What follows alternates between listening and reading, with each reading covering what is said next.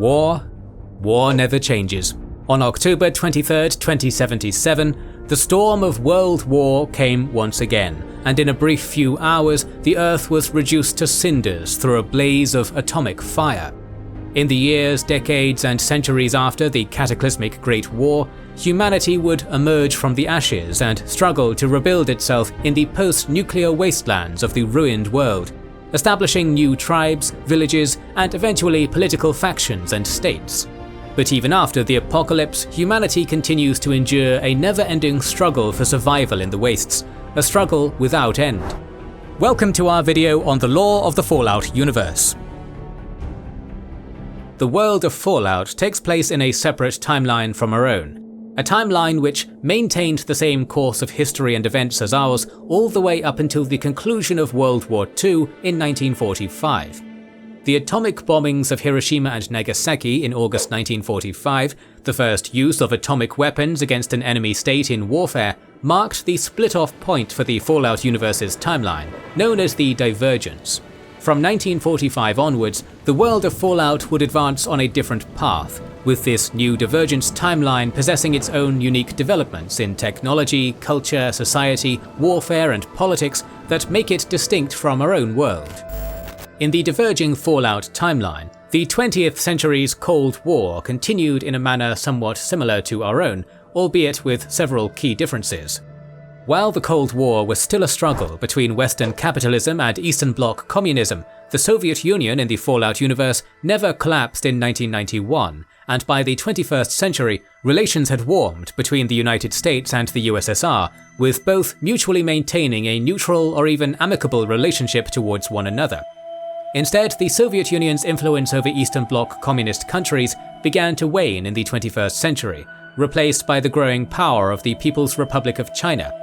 In this timeline, China never undertook the capitalist economic reforms of Deng Xiaoping like in our universe, and so even in the 21st century, the China of Fallout maintained a strict communist government, economy, and society, overtaking the Soviet Union as the United States' primary foe and Red Menace in the Cold War. In Fallout's timeline, the United States consolidated its 50 states into 13 Commonwealths in 1969, with the US flag redesigned to reflect this change. These 13 Commonwealths, grouping several states together, and in the case of California splitting it in two, would serve as a sort of mid-level administration between the state and federal governments. Also in Fallout's timeline, the nations of Europe banded together into a single unified state, the European Commonwealth. Unlike our own world's European Union, which is more of an economic, monetary and trade union, the European Commonwealth is a grand political entity combining all the nations of Europe into one sovereign government. Of course, the most obvious distinction of Fallout's Divergence timeline is its society and technology. Although the lore and backstory are rather ambiguous on its role in the Divergence, in the Fallout universe, the invention of the transistor, introduced to our world in 1947, was never popularized or widespread, with the vacuum tube continuing to serve as the main component of electronics and robotics in the 21st century.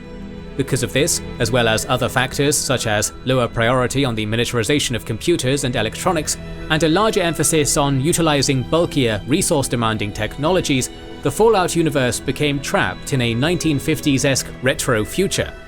In this timeline, humanity harnessed the power of the atom not just for war, but for the advancement of society. They built energy-costly nuclear reactors and power plants to fuel the growing technological advancements of the world. Society, culture, and technology in Fallout all reflect this unique 1950s-style atomic age environment. Technologies once advertised in the past as pure science fiction were now a reality thanks to atomic energy, fusion-powered cars, sophisticated domestic robots, portable wrist-worn computers, medical breakthroughs, and of course advanced weaponry. The atom, originally thought to be the instrument of mankind's demise, had instead been used as a source for good, transforming the world and bringing about a brighter future. By the first decades of the 21st century, the Cold War seemed to be nearing its end. The threat of war seemed to be a thing of the past. Breakthroughs in science, medicine, and technology introduced a new age of peace and prosperity for all. It seemed as though nothing could stop humanity's progress. But war never changes, and by mid-century, the bill finally came due. By the year 2050, the world's access to natural resources, especially petroleum and uranium, an absolute necessity for the energy-demanding technologies of this timeline, had begun to run out. Decades of consumption had led to a critical shortage of the planet's available resources. Without access to petroleum and uranium, reactors began closing as gas prices skyrocketed and markets everywhere began to suffer from the effects. Seeing the growing resource shortage as a threat to its position as a world superpower, the United States government began an aggressive foreign policy campaign to assert its dominance over global markets and protect the interests of big domestic businesses, such as the mega corporation Poseidon Energy, which held influence over politicians in Washington. In 2051, the US imposed economic sanctions on Mexico to protect American oil and business interests, claiming that the climate of political instability within Mexico rendered their sanctions a necessity. Later that year, the United States military invaded Mexico, occupying the country to ensure the continued steady flow of oil northwards. Even with these steps, however, resource shortages continued to spike. The following year, a television documentary premiered in the United States showing the dried-up husks of Texas oil fields, alerting the common American people to the severity of the energy crisis. Protests over gas and energy prices erupted all throughout the United States, with some cases turning into riots breaking out for control over the country's remaining operational power plants. From here, things would only go from bad to worse. In April 2052, the European Commonwealth declared war on the countries of the Middle East in order to acquire their remaining stocks of oil. This marked the start of hostilities in the resource wars that would engulf the planet for the next 2.5 decades. Unable to bring about a peaceful resolution to the European Middle Eastern War, the United Nations collapsed as member states withdrew in droves, and the organization finally disbanded on July 26, 2052. The European Middle Eastern War continued for another 2 years, straining the resources and manpower of both sides to their limits. In December of 2053, a nuclear weapon was detonated in Tel Aviv, destroying the city, and in response, the European Commonwealth conducted a limited nuclear exchange with the Middle East in January of the following year. By the end of the war in 2054, both sides had exhausted their militaries and resources to the breaking point. The Middle East had depleted all of its remaining oil reserves for the war effort, and the European Commonwealth, now deprived of its much-needed oil and uranium, disintegrated into various quarreling, bickering nation-states, each warring for control over the last remaining resources on Earth. All the while, tensions between the United States and China continued to escalate in the 2050s and early 2060s. After the introduction of a deadly viral pathogen known as the New Plague in 2053 devastated the world population, killing tens of thousands, the American and Chinese governments began looking towards each other with increased hostility, as both desired to maintain their status as global superpowers on a geopolitical stage ravaged by conflict. With China heavily dependent on fossil fuels, its markets were suffering a sharp decline from the resource shortages. The Chinese government began searching for ways to gain access to oil and to take it by force if necessary. They saw a lucrative opportunity in acquiring more resources from the still operational Trans-Alaska Pipeline of Anchorage, Alaska. They asked the Americans for permission to drill in Anchorage, but the US government by the 2060s had cut off all talks of exporting their oil supply, retaining all remaining domestic resource reserves for themselves. In December 2066, the Chinese People's Liberation Army, led by General Wang Jingwei, invaded Anchorage to seize its oil fields, marking the start of the Anchorage Campaign and the Sino-American War. American military forces mobilized under General Constantine Chase on the Anchorage front line, a series of defensive lines which had been built up since 2059 for just such an attack. But they soon began straining under the weight of the assault from General Jingwei's Chinese army. For 10 years, battles and actions raged across the snowy Alaskan landscape. General Chase eventually managed to level the playing field in the Anchorage campaign with the introduction of the first units of specialized heavy infantry, utilizing newly developed T-45D power armor. These power-armored infantry units proved effective in withstanding Chinese tanks and artillery, and their vigorous attacks managed to gain back some lost ground. Soon, the Anchorage campaign devolved into a stalemate of trench warfare, as both Chase and Jingwei entrenched their armies in the brutal winter weather. The Americans faced a significant logistical obstacle in reinforcing the Anchorage front, in the form of Canada, but under pressure from the United States, the Canadian government finally and reluctantly permitted American military forces to access their lands. But to the Canadians, the American presence in their country seemed like an occupation. The US government exploited Canada's remaining resources for their war against China, destroying much of the expansive timberland of the Canadian interior and confiscating their oil reserves. Canadian protests were ignored as the US treated their northern neighbours as Little America. Canadian protests soon turned into open riots against US troops, and before long, American forces began a military occupation of the country, facing a Canadian insurrection in various occupied cities. The American military occupation would eventually pave the way for Canada's complete annexation by the United States in 2076. With the Anchorage front stabilizing into trench warfare, a turning point in the war was reached in 2074, when the US military began undertaking offensive operations against mainland China itself. US Army infantry and mechanized divisions, together with Marines, sailors and airmen, were now fighting on 3 fronts, in Alaska, Canada and China. Major offensive campaigns were undertaken in China along the Yangtze River and the Gobi Desert, but it proved difficult for the Americans to establish good logistical supply lines. The Gobi and Yangtze campaigns would incur high casualties on both sides, and a state of stalemate was reached in the Sino-American War by 2075. Neither side was willing to back down, and as the casualties mounted, both nations worked on developing new technologies and experimental weapons to counter the enemy. In the United States, fears of espionage against their weapons development programs led to the US government ordering the forced relocation of all Chinese American citizens to internment camps. By 2076, the Sino-American War had turned a decade old, and neither side seemed close to winning. The Anchorage campaign and the offensives in China had ground to a complete stalemate. The situation in Alaska looked especially bleak for the battle-weary soldiers there. This would all change, however, with the US Army's introduction of a new experimental model of advanced state-of-the-art power armor, the T-51B. Power-armored infantry units equipped with the T-51B tipped the balance of the Anchorage campaign in America's favor, and before long, Chinese forces were in full retreat. Their supply lines broke down, and Chinese troops desperately tried to rally against the onslaught of American power-armored infantry units. On January 10, 2077, the Anchorage campaign ended in a complete American victory, with Jingwei's army forced out of Alaska entirely. Jingwei himself was killed in action, while General Chase declared complete victory. However, despite victory in Alaska, the war's outcome still seemed uncertain in 2077. Canadian resistance to American military occupation was increasing. Food and energy riots were breaking out in the domestic United States, and American forces in mainland China were still nowhere close to forcing the Chinese to sue for peace.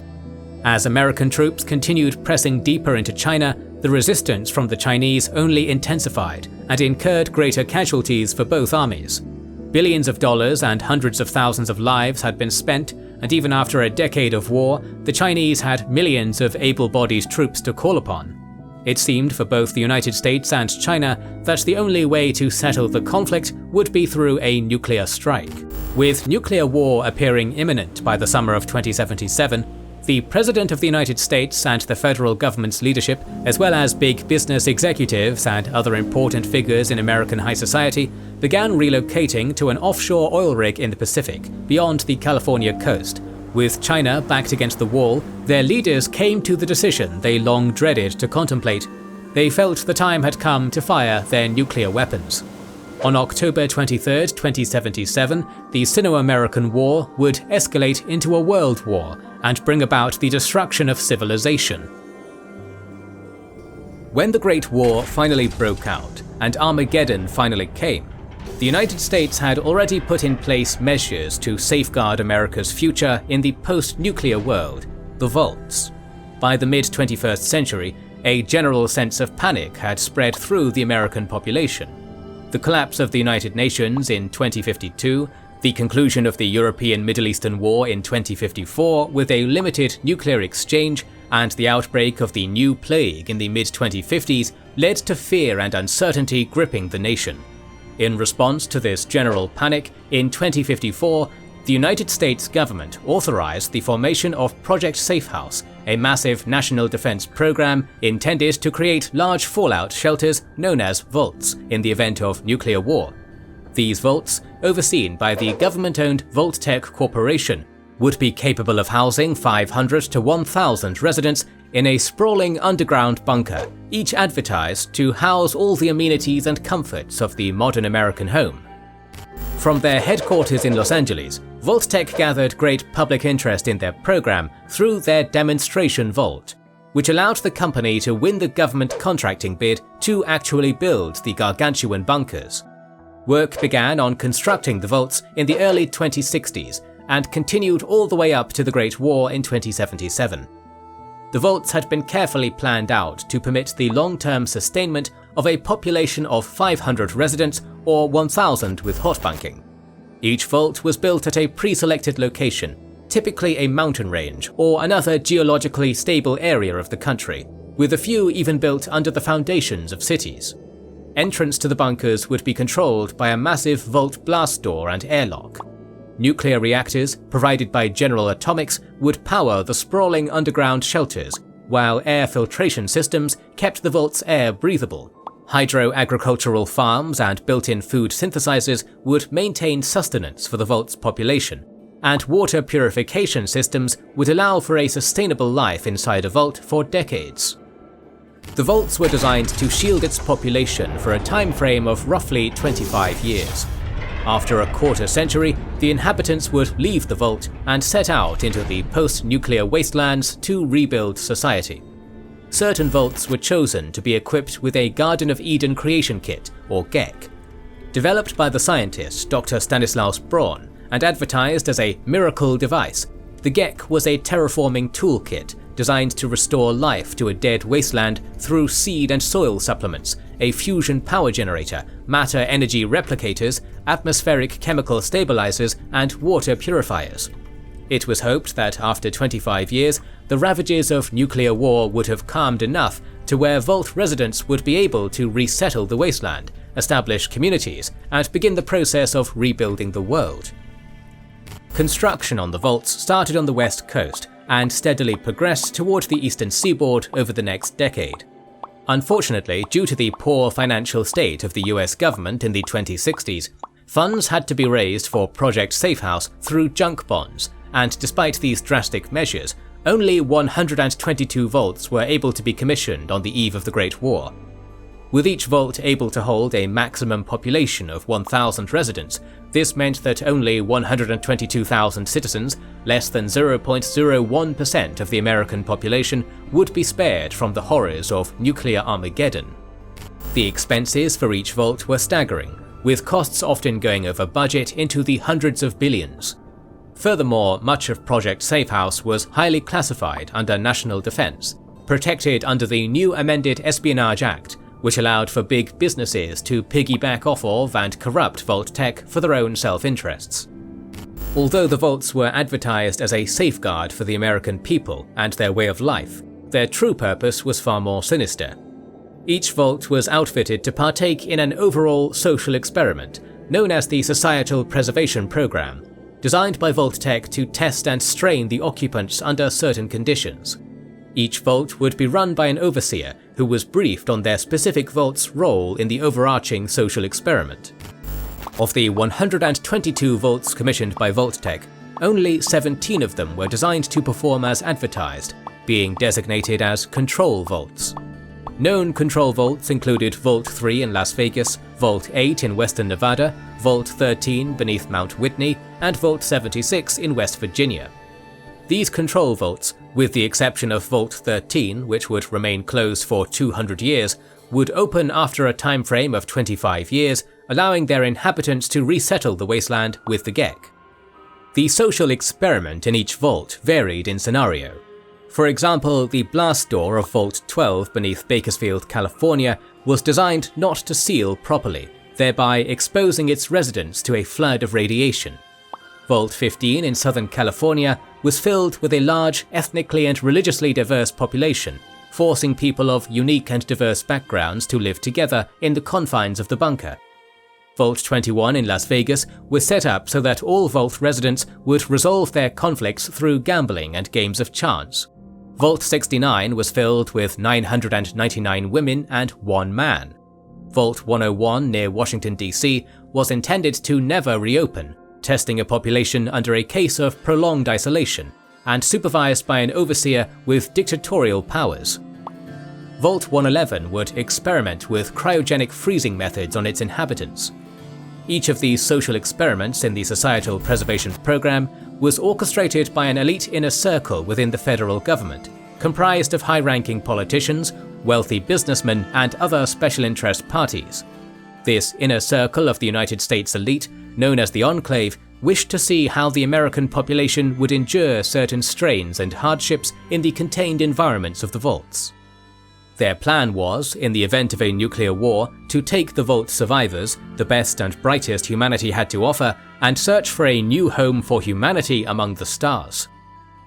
One of the contributing factors to the outbreak of the Great War in 2077 was the discovery by China of the United States' development of the Forced Evolutionary Virus, or FEV. The FEV was an artificial virus created by the US defense contractor Vault-Tec in an effort to counter the effects of, or possibly even cure, the new plague that had been ravaging the US population since 2055. The origins of the Forced Evolutionary Virus lay in the pan-immunity virion, the original general immunization agent that Vault-Tec had been contracted to research and develop for countering Chinese biological and chemical weapons. When the Pan-Immunity Virion Project, or PVP, was launched in September of 2073, successful experiments led to the development of immunity against genetic damage caused by Chinese biochemical weapons. This potential for the PVP to be used in creating super soldiers caught the attention of Vault-Tec's military liaison officer, who ordered all future R&D on the project to be aimed toward military use in March 2075. In early 2076, Vault-Tec was nationalized by the federal government. The Pan-Immunity Virion Project was relabeled as the Forced Evolutionary Virus, and research continued on developing the virus at Vault-Tec's research facility in San Diego over the next 2 years. In January 2077, tests were moved from the Vault-Tec facility to the Mariposa military base in Central California. From here, military scientists and researchers would begin conducting live experiments on human test subjects, despite objections from the staff at Vault-Tec. By the spring of 2077, work on the FEV was nearly complete, demonstrating a huge potential for creating super soldiers. However, information on the FEV project was eventually leaked to the Chinese, who demanded that the US government halt its inhumane research tests and development of an immoral evolutionary virus. When this demand was refused by the United States, it contributed to the Chinese government's decision to launch their nuclear weapons against America. The Great War, or World War III, began and ended within a few brief hours on Saturday, October 23, 2077. At 12:03 AM Eastern Standard Time, unknown submersibles were sighted off the California coast by the US Pacific Fleet. By 3:37 AM, a squadron of high-altitude bombers, reported to be Chinese, were detected flying over the Bering Strait. On the east coast, Chinese stealth submarines, such as the Yangtze, steadily made their way within striking range of American cities. 6 hours later, at 9:13 AM, the United States' Integrated Operational Nuclear Detection System detected 4 missile launches, and the United States went to DEFCON 2. 4 minutes later, NORAD confirmed the missile launches. War had finally come. Judgment Day was at hand. By 9:26 AM, the President of the United States, from the safety of the Enclave's offshore oil rig beyond the California coast, ordered a retaliatory strike against China according to scenario MX-CN91. At 9:42, Chinese nuclear missiles struck New York City and Philadelphia, immediately followed by strikes on the west coast. Within minutes of the first strikes, nuclear missiles were flying through the atmosphere and falling on targets across the world. The Chinese nuclear submarine Shihuangti, with orders to eliminate the US research facilities for FEV, fired its nuclear payload at the Vault-Tec research facility outside San Diego, scoring a direct hit on the complex. Unbeknownst to the Chinese submariners, their attack on the facility caused the FEV containment tanks within to explode and send strains of the virus into the atmosphere with the ensuing nuclear fallout, releasing FEV into the wild.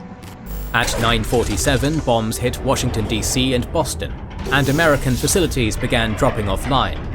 The nuclear exchange continued for 2 hours, as the United States and China pounded one another with missiles. When the air raid sirens began to wail throughout the US, the vault doors opened and welcomed their new inhabitants. Some vaults were forced to seal their doors against hordes of panic-stricken citizens who were not on the residency lists.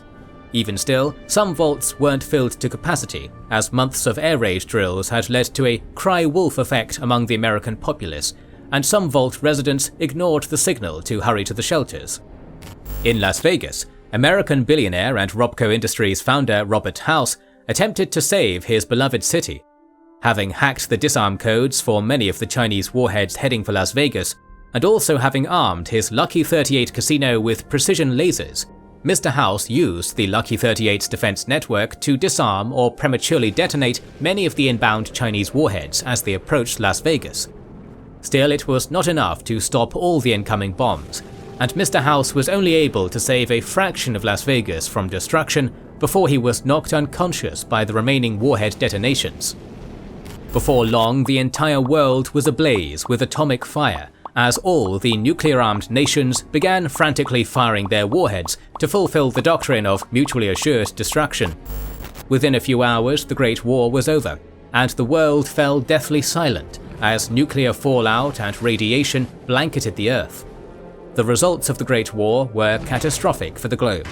The ecosystem was permanently damaged by the ensuing fallout, made worse by the release into the atmosphere of biochemical weapons used by the Chinese and Americans in their war.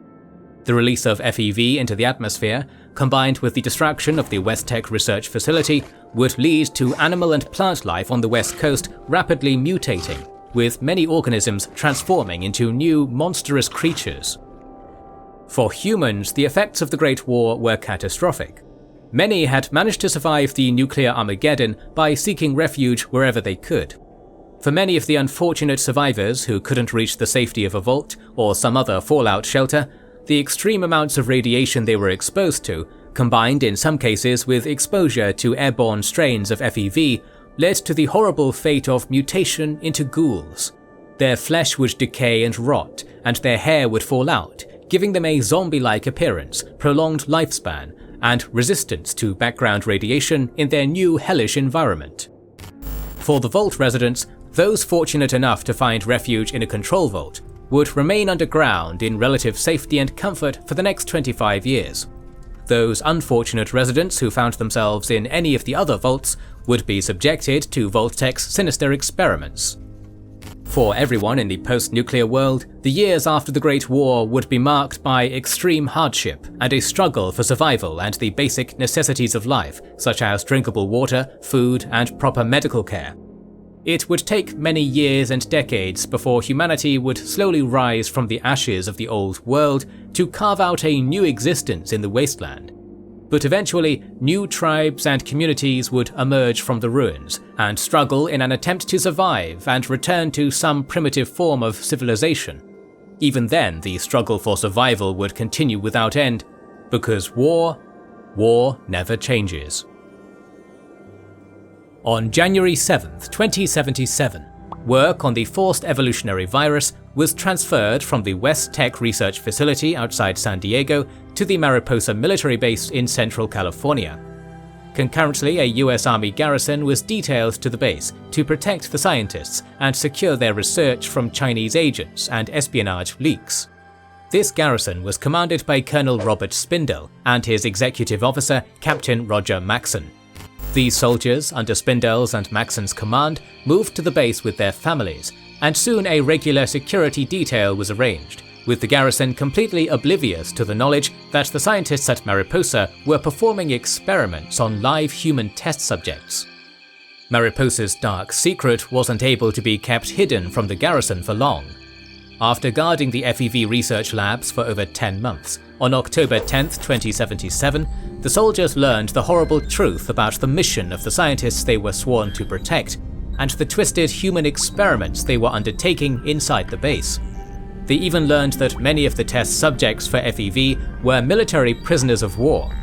Overwhelmed by the awful revelation surrounding their mission, Colonel Spindle locked himself inside his office as his troops desired justice and the scientists' heads. Eventually, the colonel suffered a nervous breakdown, forcing the garrison to look towards his XO, Captain Maxson, for leadership and guidance in their moment of crisis. Captain Roger Maxson now found himself in the unenviable position of leading an army garrison craving the blood of the base's scientists, and who were becoming more and more aggressive with each passing day. The base scientists were detained by Maxson's men and locked up for interrogation. Captain Maxson had to be diligent in keeping an eye on both the detained researchers and his own vengeful troops. Desiring to interrogate his prisoners for more information on Mariposa and the FEV, Maxson had to prevent one of his impulsive soldiers from executing the scientists on the spot. Soon, the captain began questioning the scientists, starting with the FEV project's chief researcher, Robert Anderson.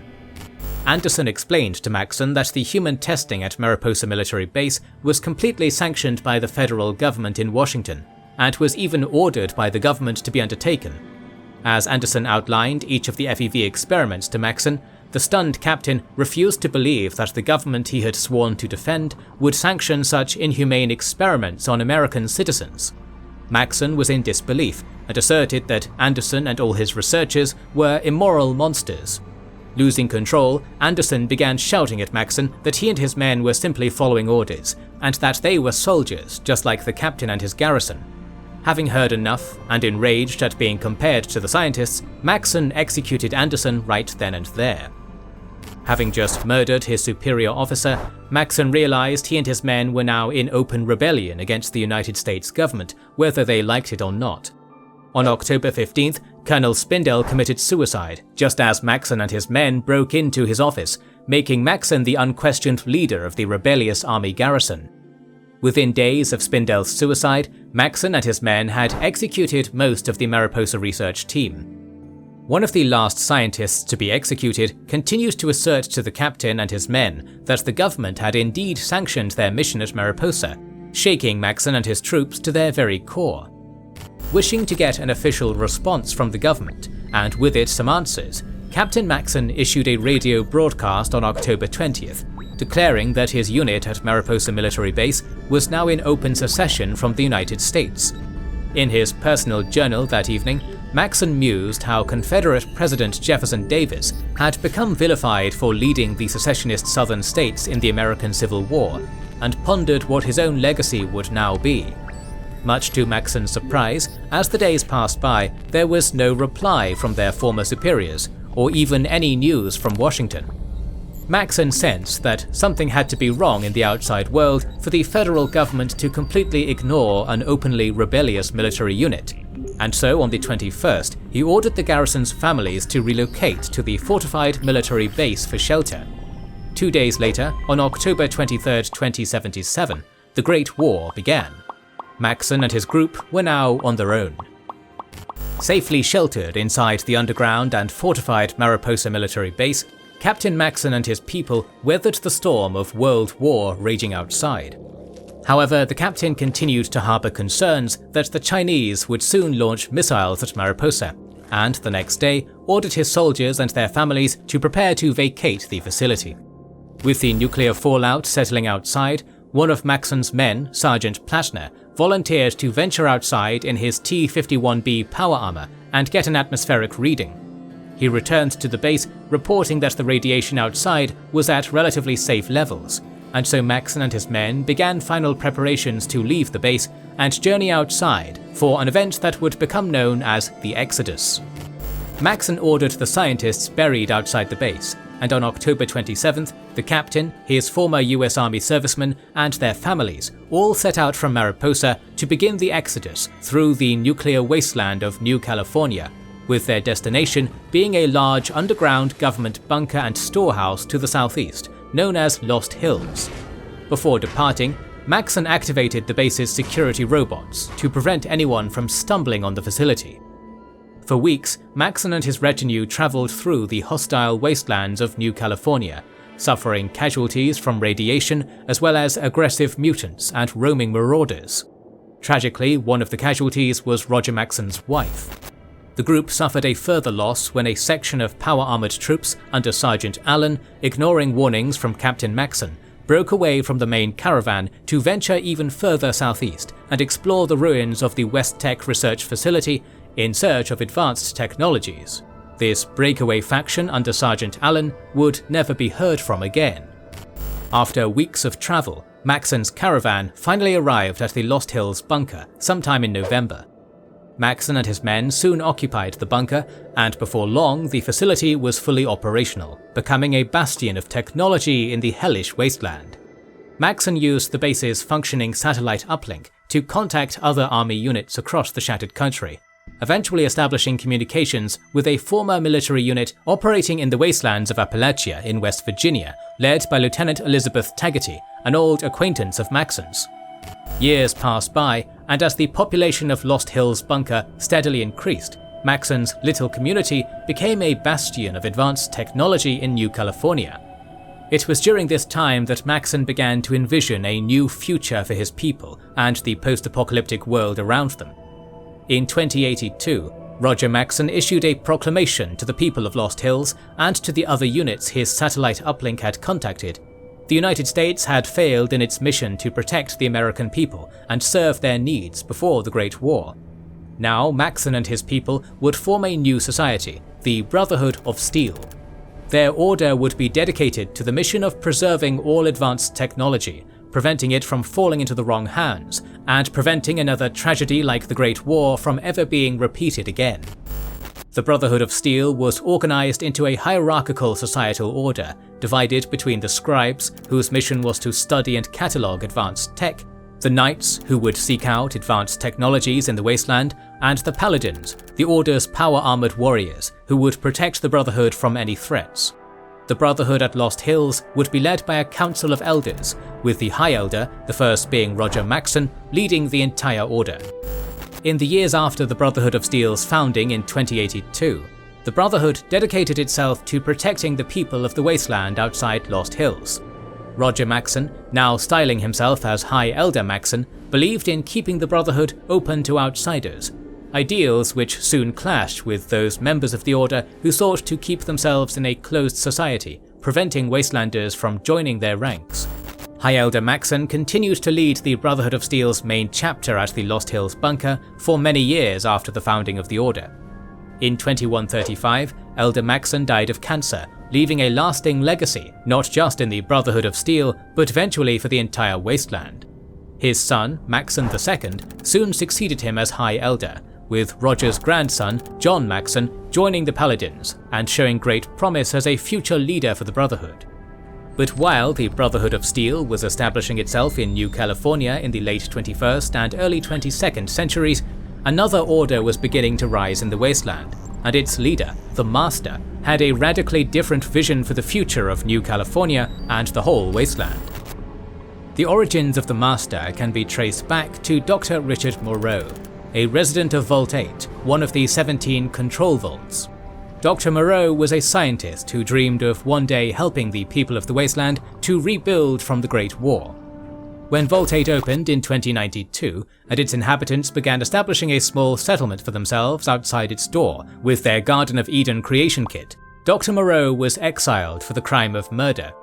Changing his name to Richard Gray, he travelled south through the wasteland of New California in search of purpose, eventually reaching a growing community known as the Hub, 400 miles south of Vault 8.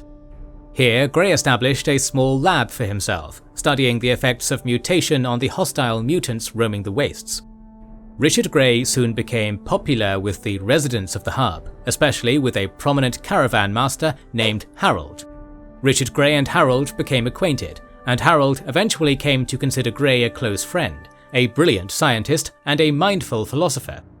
Eventually, Gray and Harold decided to work together to try and locate the source of the wasteland's rapidly evolving mutants, which were a constant threat to Hub caravans like Harold's, who had to hire a large retinue of guards to protect their wares from attack.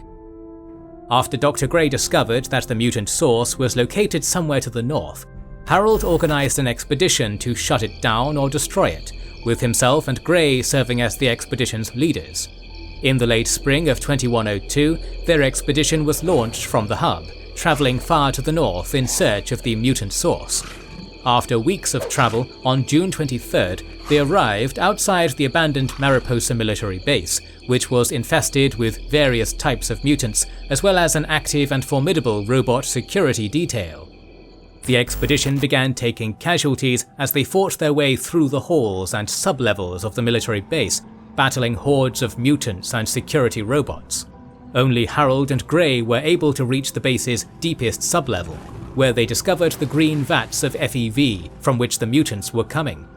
As the two began walking across a catwalk overlooking the vats, they were suddenly struck by a robot crane arm, which knocked Harold unconscious and caused Gray to fall into one of the vats full of FEV. Harold would later wake up outside in the Wasteland, and would eventually suffer from the effects of ghoulification. However, Richard Gray's fate was far worse. For days, Richard Gray floated in the slimy vat of FEV, becoming completely submersed in the chemicals and nearly drowning in the process. Eventually regaining consciousness, Gray managed to drag himself out of the vat, but was in total agony from the extreme amounts of exposure to FEV. For weeks he continued to mutate horrifically, transforming into one of the mutant monsters he had sought to destroy. However, Gray soon noticed that his cognitive and mental capabilities had developed tenfold, and he began solving some of the most complex philosophical questions that came through his tormented mind. The mutant Gray began experimenting with the animals that infested the facility, dipping them in FEV and seeing what would happen. Months passed, and Gray's experiments with the FEV led him to envision a philosophy of unity in the Wasteland. He started to believe that the Forced Evolutionary Virus was the only solution for healing humanity and the ravaged Wasteland. Continuing to experiment on himself and animals with the FEV, in December of 2102, Gray gained the ability to use his newfound mental and neurological powers to connect to the various computers at Mariposa. He now began to experiment on humans unfortunate enough to wander into the base. In January 2103, Gray's tests on one of his victims led him to realize that the levels of radiation exposure directly affected a subject's successful transformation by the FEV. It was the beginning of Richard Gray's twisted plan for healing the world and helping people, just as he had always wished to do. If everyone was forced to transform into mutants through the Forced Evolutionary Virus, he believed there would be no more cause for conflict between the peoples of the Wasteland, and, united, they could potentially even thrive in their new world. His vision for the world would become the basis for a cultist movement known as the Unity. Over the next 30 years, Richard Gray gathered test subjects from the surrounding communities in the Wasteland, creating a small force of Super Mutants through the Forced Evolutionary Virus. By 2130, Gray, now calling himself the Master, had created enough Super Mutants to start kidnapping human test subjects from caravans traveling through New California. Within 7 years, he had created enough Super Mutants to sustain mass production, transforming unfortunate humans into Super Mutants and drafting them into his new army to fulfill the Unity. Decades later, in 2152, the Master recruited an opportunistic human named Morpheus and his doomsday cultists to aid him in his plans for Unity. These cultists, all unaltered humans, would serve the Master as spies throughout New California, becoming known as the Children. These cultists would serve as the public face of the Unity, while the Master continued building up his army of Super Mutants. 3 years later, in 2155, the Master's army apprehended a caravan originating from the Los Angeles Test Vault in the ruins of downtown Los Angeles, now known as the LA Boneyard. The Master transferred the headquarters of his operations, as well as his mutated body, from Mariposa to the LA Vault, ordering Morpheus and the Children to renovate the ruined building above into a grand cathedral devoted to the Master and the Unity. Over the next 6 years, the Master, from his new command center underneath the cathedral, would build up a strong presence for the Unity and his super mutant army in the wasteland of New California. By the end of 2161, the final preparations for his grand offensive to take over New California were nearly complete. He would conquer the wasteland and force its inhabitants to transform into super mutants, finally fulfilling his twisted dream for the Unity. It seemed as though nothing would stop the Master and his plans, That is, until an unlikely hero would emerge from Vault 13 to stop his ambitions. For nearly a century, Vault 13, nestled safely beneath Mount Whitney in the New California Wasteland, had kept a generation of its residents safe from the horrors of the outside world. Then, in late 2161, the Vault's water purification chip malfunctioned, leading to a rapid depletion of its available reserves of potable drinking water. The Vault's leader, Overseer Jackarin, was faced with a difficult dilemma. As part of the overall experiment in the Societal Preservation Program, Vault 13 was under orders to remain sealed for 200 years. But lacking a suitable replacement chip on hand, Vault 13 would run out of drinking water within 5 to 6 months. The Overseer had to send one of the Vault residents out into the wasteland in search of a new water chip. Jackarin soon made his choice of who to send. The man the Overseer chose, who would become known to legend as the Vault Dweller, was an outspoken critic of the Vault remaining sealed and isolated from the outside world. He was the leader of a vocal group of young residents who wished to open the Vault. And so Overseer Jackarin was presented with an opportunity to kill two birds with one stone. By sending the Vault Dweller out in search of a new water chip, it would also calm the flames of dissension within the Vault. On December 4th, the Vault Dweller met the Overseer in his office, and Jackarin briefed him on his mission. He would have to find a replacement water chip within 150 days before the Vault ran out of water. Jackarin provided the coordinates for the nearby Vault 15 to the east for the Vault Dweller to begin his search, while also providing him with a 10mm pistol and some basic survival gear. The Overseer then wished him luck on his quest. At 7:21 AM on December 5th, 2161, the Vault Dweller set out from Vault 13 to begin his journey. As he exited the cave leading out from Vault 13's entrance beneath Mount Whitney, the Vault Dweller shielded his eyes from the bright sunlight and gazed out at the surrounding mountains and desert. It was his first sight of the outside world. After leaving the cave, the Vault Dweller set out to the east in search of Vault 15. The first few days of his journey were a struggle to adapt to the harsh realities of the wasteland. While wandering the desolate wastes, he battled packs of mutated rats and red scorpions. Finally, after 10 days of travelling, on December 15th, the Vault Dweller reached the outskirts of a small, walled agricultural village in the desert, halfway to Vault 15, Shady Sands. The village of Shady Sands had been founded by a group of former Vault 15 residents who had used a GEC to create their little settlement. They were one of 4 groups to leave Vault 15. The other 3 factions split off to form the raider gangs known as the Khans, Vipers, and Jackals. The Vault Dweller proceeded into the village and met with Aradesh, the village leader. Aradesh was initially suspicious of the Vault Dweller and his intentions, but while discussing the village's plight with frequent red scorpion attacks, the Vault Dweller volunteered to stop the mutant creatures at their source. Delighted, Aradesh pointed the Vault Dweller towards the town doctor, Reslo, who informed him about the red scorpion's rapid rate of mutation, far too rapid to be caused by natural mutation from the war. The Vault Dweller destroyed the red scorpions and their nests, eliminating their threat to Shady Sands. He also gathered samples of their venom sacs to give to Reslo, to produce an antidote to the red scorpion stingers. After that, the Vault Dweller returned to Shady Sands, and began restocking supplies for his continued journey to Vault 15. Before leaving, however, the Vault Dweller met 2 more figures of interest: Tandy, the daughter of Aradesh, who was bored of her life in Shady Sands and wished to venture out of the village to seek adventure in the wasteland, and Ian, a mercenary guard formerly employed by the Crimson Caravan Company, who had been shot by raiders and healed by the people of Shady Sands. As gratitude for their assistance, Ian now resided in town as a guard. Talking with Ian for a bit, the Vault Dweller asked him if he would like to travel to Vault 15, promising him a piece of the action if he came along. Intrigued, Ian accepted the Vault Dweller's offer, joining him. They then set out for Vault 15. 2 days after leaving Shady Sands, the Vault Dweller and Ian arrived at Vault 15, finding the bunker in disrepair and ruin. The only creatures in the vault were irradiated rats and mole rats. As the two fought their way into the lower levels, they found the accessway to the control room blocked by rubble.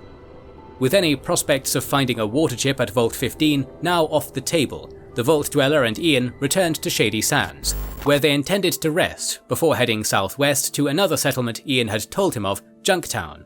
Before the duo could leave Shady Sands, however, Seth and a distraught Aradesh met with them. They informed the Vault Dweller that Tandy had been kidnapped by the Khans to the south. The Vault Dweller reassured Aradesh that he would rescue his daughter and bring her home. The Vault Dweller and Ian then headed south, armed and ready to take on the raiders. The Khans were a vicious band of raiders, and when the Vault Dweller met with their leader, Garl Deathhand, the raider refused to release Tandy. And so the Vault Dweller and Ian gunned down the entire raider gang, save for one survivor, who managed to escape into the desert wasteland. After this massacre, the rescuers released Tandy and the raiders' other captives from their cells. They then returned to Shady Sands, receiving a hero's welcome from the villagers. With Shady Sands safe from further attacks, the Vault Dweller and Ian set out to the southwest for Junktown, leaving Aradesh and Tandy behind. On December 30th, after a week-long journey, the Vault Dweller and Ian arrived at the walled settlement of Junktown. Here, the Vault Dweller assisted Junktown's tough yet honest mayor, Killian Darkwater, in stopping the plots of Gizmo, a corrupt casino owner who wished to turn the settlement into a den of vice. During his stay in Junktown, the Vault Dweller acquired two new traveling companions, Tycho, a wandering desert ranger hailing from the Mojave Wasteland in Nevada, and Dogmeat, a masterless canine that would attach himself to the Vault Dweller and become his faithful hound. With Tycho and Dogmeat joining the Vault Dweller and Ian on their journey, they assisted Killian in driving out the last of Gizmo's kind from Junktown. After helping clean up Junktown, the Vault Dweller and company travelled further south, reaching a large growing settlement built around a desert oasis close to the pre-war town of Barstow, now known as The Hub. Upon arriving at The Hub in early January 2162, the Vault Dweller continued his search for a water chip. He investigated the downtown district, talking to representatives of the big three merchant caravans, the Crimson Caravan, Fargo Traders, and the Water Merchants. Although the Water Merchants didn't possess a water chip themselves, the Vault Dweller negotiated a deal with their manager to send regular shipments of water to Vault 13, thus prolonging the Vault's dwindling water supply in the short term. Next, the Vault Dweller began exploring the hub. He met the old ghoul Harold, who, after being shown kindness by the Vault Dweller, told him his story of trying to find the source of the frequent mutant attacks with his friend Dr. Richard Gray at an old military base, and how he never saw Gray again after the Doctor fell into a vat of green chemicals. Lastly, the Vault Dweller and his party assisted Butch, manager of the Fargo Traders, in discovering who was responsible for attacks on hub merchant caravans. After being led to a nearby cave and battling a powerful creature known as a Deathclaw, the Vault Dweller discovered a mortally wounded super mutant in the cave, and on its body he found a radio and its communications log, which linked the caravan attacks to a marauding band of super mutants and someone called the Master. With the hub a dead end towards finding a water chip, the Vault Dweller followed the only clue he could find: rumours of an underground vault beneath the ruins of the nearby city of Bakersfield, now known as the Necropolis. The settlement of Necropolis was inhabited by ghouls, former residents of Vault 12 beneath the city, which had been exposed to massive floods of radiation due to its faulty vault door, intentionally left unable to seal. When the Vault Dweller and his party reached Necropolis on February 13th, they were immediately attacked by packs of feral ghouls whose minds had rotted away. The Vault Dweller and his companions navigated their way through the Necropolis's sewers, where they met a group of peaceful ghouls who confirmed that there indeed was a vault beneath the settlement, and even better, it contained a functioning water chip. The Vault Dweller offered to fix the Necropolis's broken water pump in exchange for information on reaching the vault. Upon emerging from the sewers, the Vault Dweller and company were accosted by another group of ghouls, this faction led by a ghoul named Set. Set informed the Vault Dweller that a band of super mutants were occupying the water pump facility and asked him to eliminate these mutants. The Vault Dweller and his companions journeyed to Necropolis's water pump facility, where they encountered the super mutants. The super mutants proved powerful opponents for the Vault Dweller and his friends, with one even burning Ian to death with a flamethrower. Enraged at Ian's demise, the Vault Dweller killed the remaining super mutants. The Vault Dweller, Tycho and Dogmeat continued into the facility, and the Vault Dweller succeeded in repairing the water pump. Making his way down a ladder to Vault 12, the Vault Dweller and his remaining companions reached the Vault's control room. Here, the Vault Dweller at long last found a working water chip. Unplugging the chip from the Vault mainframe, The Vault Dweller looked on triumphantly at the small device in his trembling hands. A week later, the Vault Dweller returned to Vault 13, and with great satisfaction, he delivered the water chip to the Overseer. While Jacaren began installing the water chip, the Vault Dweller headed to the library to write a report on his findings in the Wasteland, and then get some much-needed rest. A few hours later, the Vault Dweller returned to the Overseer, who was not pleased with what he read in the reports. Jacaren informed the Vault Dweller that, based on his reports, the mutation rate in the Wasteland was far too rapid to be a result of the war and radiation. With a grim look on his face, the Overseer stated that someone was generating new mutants. Jacaren now had a new task for the Vault Dweller. To ensure the safety of the Vault, he had to venture back out into the Wasteland and destroy the source of the super mutant threat. With a deep sigh, the Overseer expressed remorse for having to send the Vault Dweller once more onto the breach. Nevertheless, the Vault Dweller rested, re-equipped, and then ventured out into the wastes of New California again. After leaving Vault 13, Tycho parted ways with the Vault Dweller, wishing him luck on his new quest. The Vault Dweller returned to the hub, where he picked up the trail of his investigation. While unearthing clues, the Vault Dweller met Decker, the leader of a shady criminal syndicate known as the Underground. Although Decker and the Underground attempted to manipulate the Vault Dweller into doing their dirty work, the Vault Dweller instead turned the tables on the criminals, informing Sheriff Justin Green of their sinister deeds and helping the sheriff take Decker and his goons down. In the process, the Vault Dweller helped save a man being held hostage by Decker's thugs. He informed the Vault Dweller that he was an initiate of an order known as the Brotherhood of Steel, and the initiate gave the Vault Dweller the coordinates for their bunker to the north at Lost Hills. After leaving the hub, the Vault Dweller and Dogmeat journeyed to the Lost Hills bunker, where he asked to join the Brotherhood of Steel, believing them to possess the knowledge he needed for his mission. Instead, the Brotherhood sent the Vault Dweller on a fool's errand far to the south to a giant crater known simply as the Glow. This irradiated hole in the ground turned out to be a treasure trove of pre-war tech from the former West-Tec research facility that once inhabited the site, and the Vault Dweller found the remains of a power-armored soldier named Sergeant Allen, who had written a log of his final moments after separating from Captain Roger Maxon's group. Venturing deeper into the underground base, the Vault Dweller discovered a Zax artificial intelligence supercomputer, which informed him of the base's research into the Forced Evolutionary Virus. Upon returning to Lost Hills bearing tech from the Glow, the power-armored guards were shocked to see him alive, but nevertheless welcomed his arrival and the tech he brought with him in the form of Sergeant Allen's holodisk. The Brotherhood welcomed him into their secretive bunker and shared their knowledge on the super mutant threat, while also providing him with a suit of T-51B power armor. The Brotherhood's scribes provided the Vault Dweller with a holodisk containing their autopsy report on a captured super mutant. The super mutants were, in fact, sterile, and their population would die out within a generation.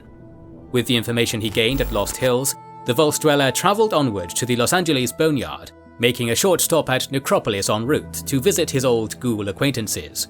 But as soon as the Vault Dweller entered Necropolis, he sensed something was wrong, and he learned that the super mutants had attacked Necropolis shortly after he left, laying waste to the settlement and killing all its ghoul inhabitants. A single wounded ghoul survivor revealed that the super mutants were looking for the Vault Dweller just before he died. Upon reaching the skeletal ruins of Los Angeles, the Vault Dweller continued his investigation. He met with a group of doctors, scientists, and scholars known as the Followers of the Apocalypse, who told him of the cult known as the Children of the Cathedral, led by Morpheus, who was based further to the south. He also learned of the truth behind the super mutants and that the children were a front for the Master's army, part of his planned conquest of the Wasteland. On March 3, 2162, the Vault Dweller arrived at the cathedral in the southern part of the LA Boneyard. Stealing the robes of one of the Master's servants, the Vault Dweller infiltrated the LA Vault beneath the cathedral. Navigating through the dilapidated corridors of the LA Vault, the Vault Dweller finally came face to face with the horrific sight of the Master. The leader of the super mutants now gave the Vault Dweller a simple choice: to join Unity or die where he stood. The two soon engaged in a vicious battle, but during a lull in the combat, the Vault Dweller managed to tell the Master that his super mutants were sterile, and presented him with the holodisk data provided by the Brotherhood of Steel as proof. Overwhelmed with grief by the revelation that all his work was for naught, the Master, briefly showing a glimmer of his former self, Dr. Richard Gray, decided to issue a self-destruct sequence within the LA Vault, telling the Vault Dweller to leave while he still had hope. The Vault Dweller then escaped the cathedral before it exploded in a ball of nuclear fire. The Master was dead. All that remained was to eliminate the source of the Super Mutant army. Returning to Lost Hills, the Vault Dweller persuaded High Elder John Maxson to lend him a team of paladins to assault the Mariposa military base, the source of the Super Mutants. On April 20th, the Vault Dweller assaulted Mariposa with the aid of several power-armored paladins and his faithful canine Dogmeat. After blowing open the entrance, the party navigated through the sterile halls of the facility. They had to maneuver through several force fields in their path, and unfortunately, Dogmeat, being colorblind, died while running through one of the fields. Stricken with grief at the death of Dogmeat, the Vault Dweller fought through hordes of super mutants to reach the central control facility. There, he and the Brotherhood paladins battled the Lieutenant, a super mutant officer in command of the Master's army. After defeating the Lieutenant, the Vault Dweller reached the FEV VAT chamber and initiated a self-destruct sequence from the control console.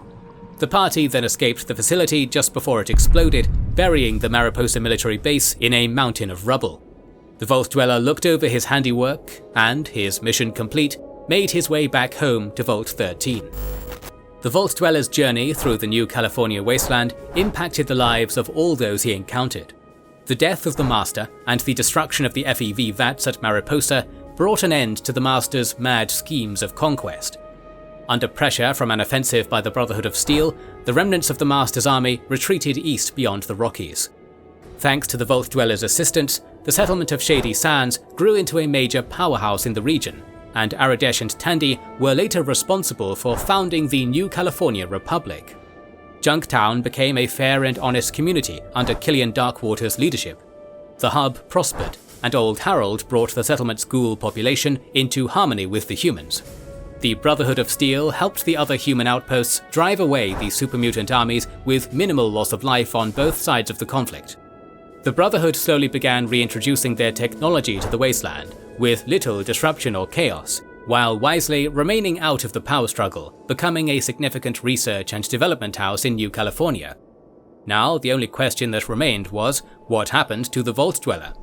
After returning to Vault 13 on May 10, 2162, the Vault Dweller found himself facing Overseer Jacaren at the Vault's entrance.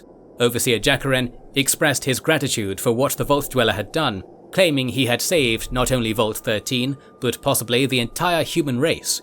With a great sigh, the Overseer then explained that his newfound popularity would lead the younger residents of the Vault to want to leave, endangering Vault 13's population.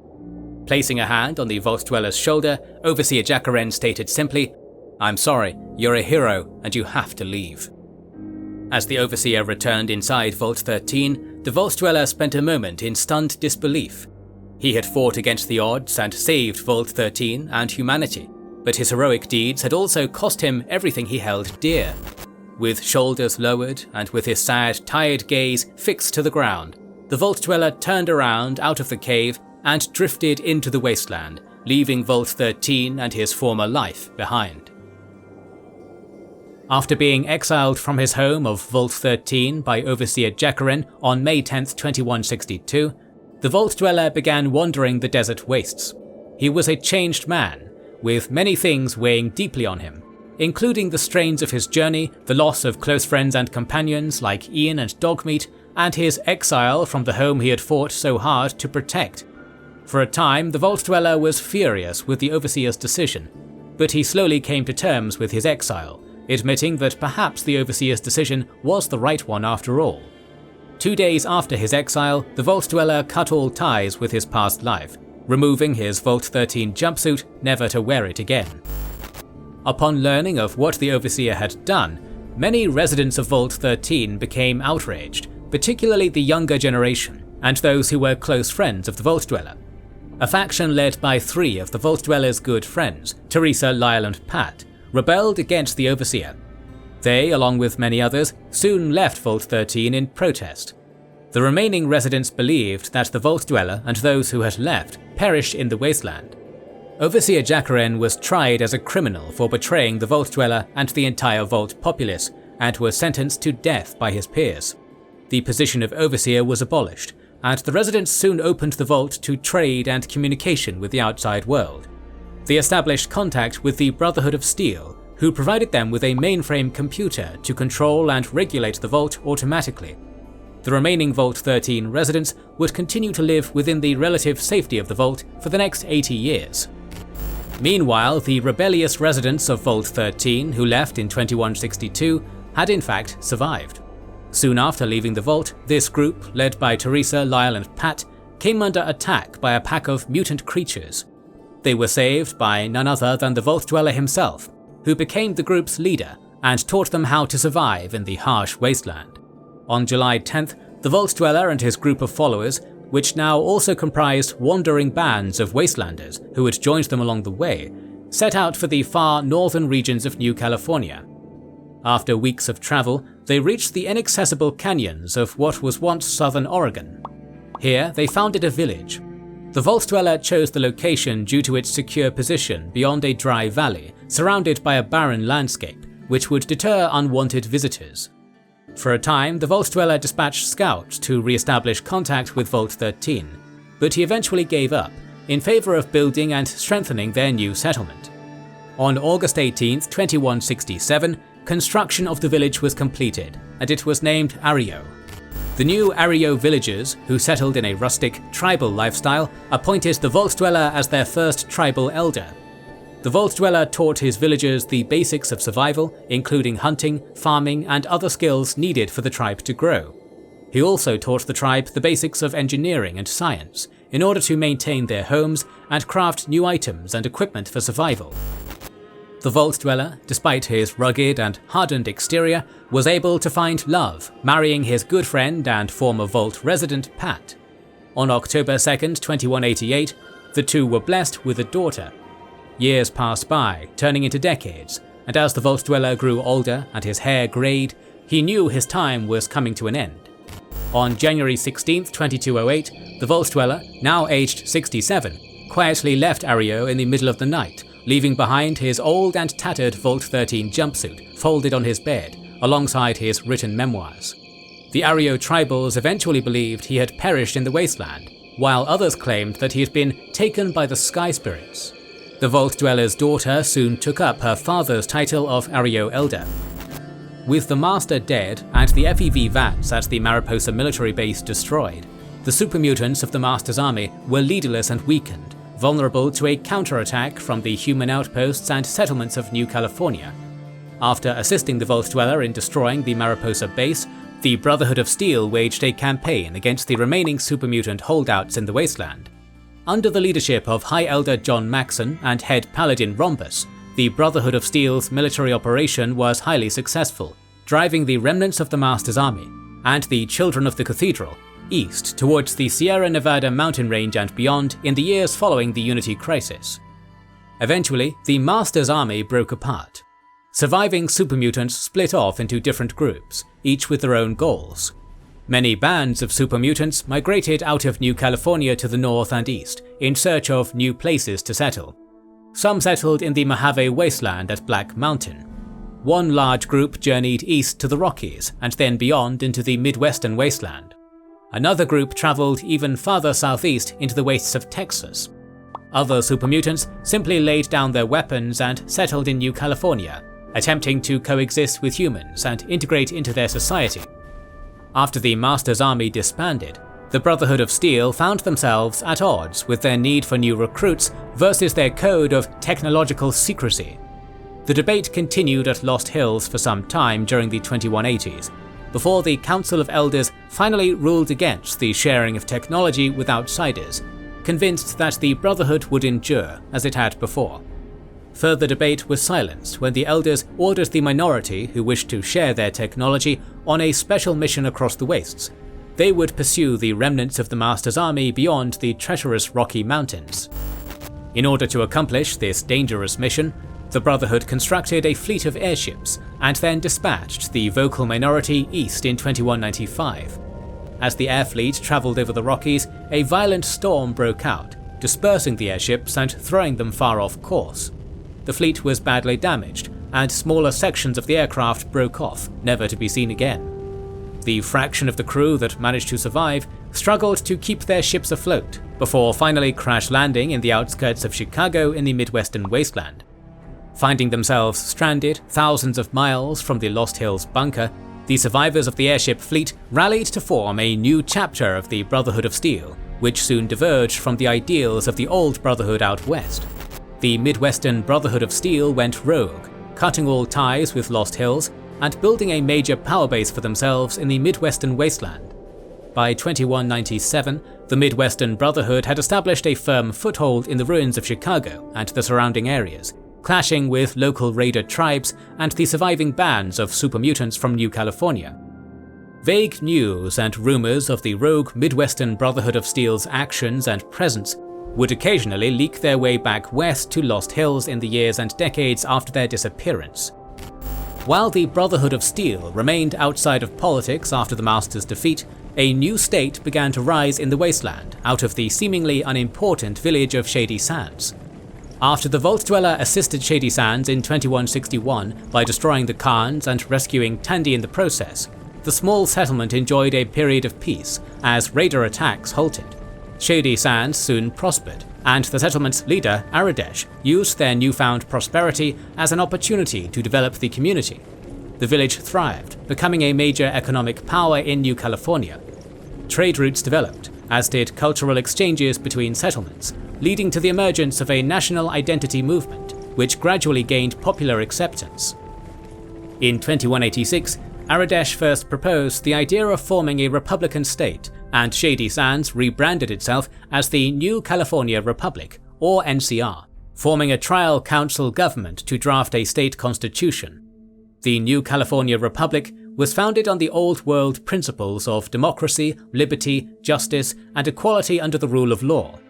These ideals would gradually spread from the NCR across the Wasteland, with Junktown, one of Shady Sands' oldest and most trusted trade partners, becoming one of the NCR's first provisional states. Although the merchant barons of the hub voiced their concerns about joining the NCR, their worries were unable to affect the ultimate outcome. In 2189, the New California Republic was officially voted into existence as a federation of 5 states: Shady Sands, the Los Angeles Boneyard, Maxon, the Hub, and Dayglow. The Hub was the last state to join the NCR, with a final vote of 55 to 45 in favor of joining the Federation. Celebrations took place in Shady Sands as President Aradesh addressed the new nation. In 2196, Aradesh died, and his daughter Tandy was elected unanimously as the NCR's second president. She would go down in history as the NCR's greatest leader, winning and serving 10 consecutive terms before her death. President Tandy went to great lengths to unify the Wasteland, establishing new infrastructure for the NCR's growing population, finding new methods of transportation and production, cleaning roads and rail lines, building forts, fostering caravans and trade inside and out of the Republic, and dealing with any threats to the NCR swiftly and efficiently. President Tandy also reformed the Republic's economy, establishing the NCR dollar as the state's new currency, backed by gold, replacing the old and inconsistent bottle cap currency. By the year 2241, the New California Republic was the largest economic and political power in the Wasteland. With the situation stabilized in southern New California, President Tandy set her sights on expanding north. However, northern New California was home to 2 other regional powers, New Reno and Vault City. Soon enough, a power struggle emerged between these 3 states for control of the region, particularly the gold mining settlement of Redding. But while the NCR, New Reno, and Vault City vied for control of northern New California, a new threat would slowly reintroduce itself to the Wasteland, the Enclave. While the people of the Wasteland were left to fend for themselves after the Great War, the remnants of the Old World United States government, safe from the war's devastation at their offshore oil rig in the Pacific, began plotting their return to civilize the wastes and restore humanity's dominance over those they perceived as subhuman mutants. The Enclave had begun developing a plethora of new and advanced technologies, including variations of the T-51B power armor. In 2220, a new suit of advanced power armor was developed by the Enclave for use by their assault troops. By the start of the 2230s, under the leadership of President Dick Richardson, The Enclave began undertaking scouting missions from their oil rig to the new California Wasteland, traveling to and from the rig using advanced vertibird helicopters. On July 10, 2236, Enclave scouts rediscovered the ruins of the Mariposa military base. The Enclave Chemical Corps and other scientists immediately began scouring the base, while vertibird assault squads gathered slaves from the surrounding wasteland for use in excavating the base. Excavations began in September of that year. The Enclave's slaves and construction crews dug into the collapsed base, removing the rubble and tons of debris. The unprotected wastelanders soon became exposed to low levels of FEV in the ruins released after the base's destruction, causing them to transform into a new generation of super mutants. Even the Enclave's top soldier, Frank Horrigan, was exposed to FEV and sent back to the oil rig for study. By October, the Enclave super mutants, led by Melchior, realizing they would be executed as soon as the Enclave had what they wanted, began secretly stockpiling weapons for an uprising. In January 2237, excavations were completed, and the Enclave scientists were able to obtain a pure sample of FEV to send back to the oil rig. Suddenly, the super mutants rose up against their overseers. Suffering heavy casualties, the Enclave troops fell back and sealed the super mutants inside the facility. Despite the heavy losses at Mariposa, the Enclave's acquisition of a pure sample of FEV allowed them to begin research into creating a biological agent that would kill any mutated life outside the oil rig. Dubbed FEV Curling 13 after the project's leader, Lieutenant Colonel Charles Curling, the Chemical Corps modified the sample into a brutally efficient killing agent. Before long, the Enclave modified their project's goal of exterminating all mutated life in the world by releasing the modified FEV into the jet stream. Meanwhile, Enclave scientists examined Agent Frank Horrigan's mutations. The mutated trooper was kept heavily sedated, as multiple incidents had already occurred, resulting in major bloodshed. Eventually, the decision was made to put Horrigan back to fieldwork. On March 29, 2239, Frank Horrigan was sealed within a power-armored suit, specially designed to fit his massive, mutated physique. Agent Frank Horrigan would now serve as the Enclave's deadly enforcer, dealing with any situations the President needed to resolve. By the start of 2241, the modified FEV project was in its final stages. Final testing required a representative control population to sample the toxin and the inoculation created against it. And so, on May 15, 2241, the Enclave gave the all-clear signal to Vault-13 before raiding it, taking its inhabitants to the oil rig to test the inoculation against non-mutated humans. Enclave scientists predicted that the FEV project would be ready for release within the year. President Richardson eagerly anticipated the fulfillment of the project, and the extermination of all non-humans in the world.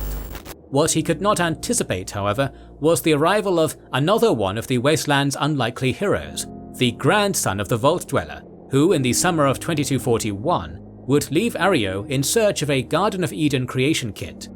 This young tribal, known to his village as the Chosen One, would venture out on an epic quest to save his people.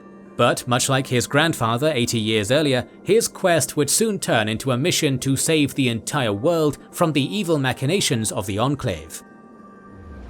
The man who would become known to Wasteland legend as the Chosen One was born in 2221 in the village of Ario, the son of the Ario Elder, and grandson of the legendary Vault Dweller who had saved New California long ago. From birth, the Chosen One was raised to become Ario's champion and future elder. This vigorous upbringing included drug sessions with Hakunin, the village shaman, and intensive studying in the art of leadership with his mother. The Chosen One's ultimate challenge, though, would occur just after he turned 20, in the year 2241. By that year, the village of Ario was in critical danger of failure. Dying crops, sick Brahmin packs, and starving children threatened to destroy the people. The Chosen One's mother informed him that they had but one chance for survival, and that was by acquiring a Garden of Eden creation kit, or GECK. The Elder knew from her father's writings that Vault-13 possessed a GECK in its library. Obtaining a GECK would mean salvation for the tribe. But before the Chosen One could embark on his quest, he first had to prove himself worthy of his title. And so, on July 25, 2241, the Chosen One entered the Temple of Trials outside Ario, which his mother had completed long ago, and maneuvered his way through the temple halls and its challenges. Reaching the end of the temple's trials, the Chosen One recovered the ragged Vault-13 jumpsuit of his grandfather, the Vault Dweller, and his Pip-Boy 2000. Wearing his grandfather's jumpsuit and Pip-Boy, the Chosen One met with his mother and made final preparations for his journey. She informed him that a merchant trader named Vic, hailing from the nearby village of Klamath, had given them a Vault-13 water canteen, and possibly knew the location of the Holy 13. 2 days later, the Chosen One set out from Ario, heading south on his quest to find the Gek. A few days after setting out from the canyons of Ario, the Chosen One reached the settlement of Klamath. Upon arriving, he found the settlement's people to be a rather dull folk, living simple rustic lives as Brahmin packherders and gecko trappers. The Chosen One asked around town for Vic and eventually found his trading shack, but Vic was missing. He soon discovered that Vic had travelled southeast to a settlement called the Den. The Chosen One assisted the populace with small tasks, such as ridding the town of a pack of mutant rats, battling a rampaging robot near a crashed Enclave vertibird in the adjacent canyon, and guarding the local Brahmin herd. His work helped make the boring town of Klamath a little more lively. While visiting the Buckner House, Klamath's inn and tavern, the Chosen One met a fellow tribal. This tribal was named Sulik and was working off the debts he owed to the innkeeper, Ardin Buckner.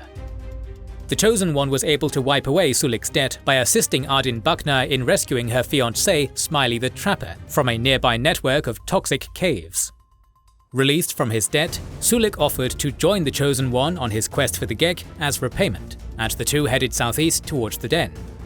In August, they reached the Den, a town of ill repute, filled with slavers, thieves, and drug addicts. In the town's casino, run by an honest woman named Rebecca Dyer, the Chosen One learned about the nasty situation in the Den. A newly invented drug known as Jet was running rampant through the streets, turning many of the Den's inhabitants into junkies, and the town was practically run by a slaver named Metzger. It turned out that Vic had run afoul of Metzger for selling him a faulty radio, and was being held captive at his base in town. When the Chosen One tried to negotiate Vic's release with Metzger, things turned violent, and he ended up fighting and killing the whole gang to free the trader. Although he had freed Vic, the Chosen One was disappointed to discover that he did not know the whereabouts of Vault-13, and that he had acquired the flasks while trading at a place called Vault City to the east. Having no place else to go, Vic offered to tag along with the Chosen One and Sulik, and their party set off for Vault City. With the death of Metzger and his slavers, the Den would slowly begin to heal under the guidance of Rebecca Dyer. During his travels through the Wasteland en route to Vault City, the Chosen One took time to assist the people in the dying settlement of Modoc. He finally reached Vault City in late October. Vault City was a settlement created by the inhabitants of Vault 8, using their own Gek. Though their town was prospering, the Vault City residents looked down on Wastelanders, restricting their access to the outer courtyard unless they gained citizenship or a day pass.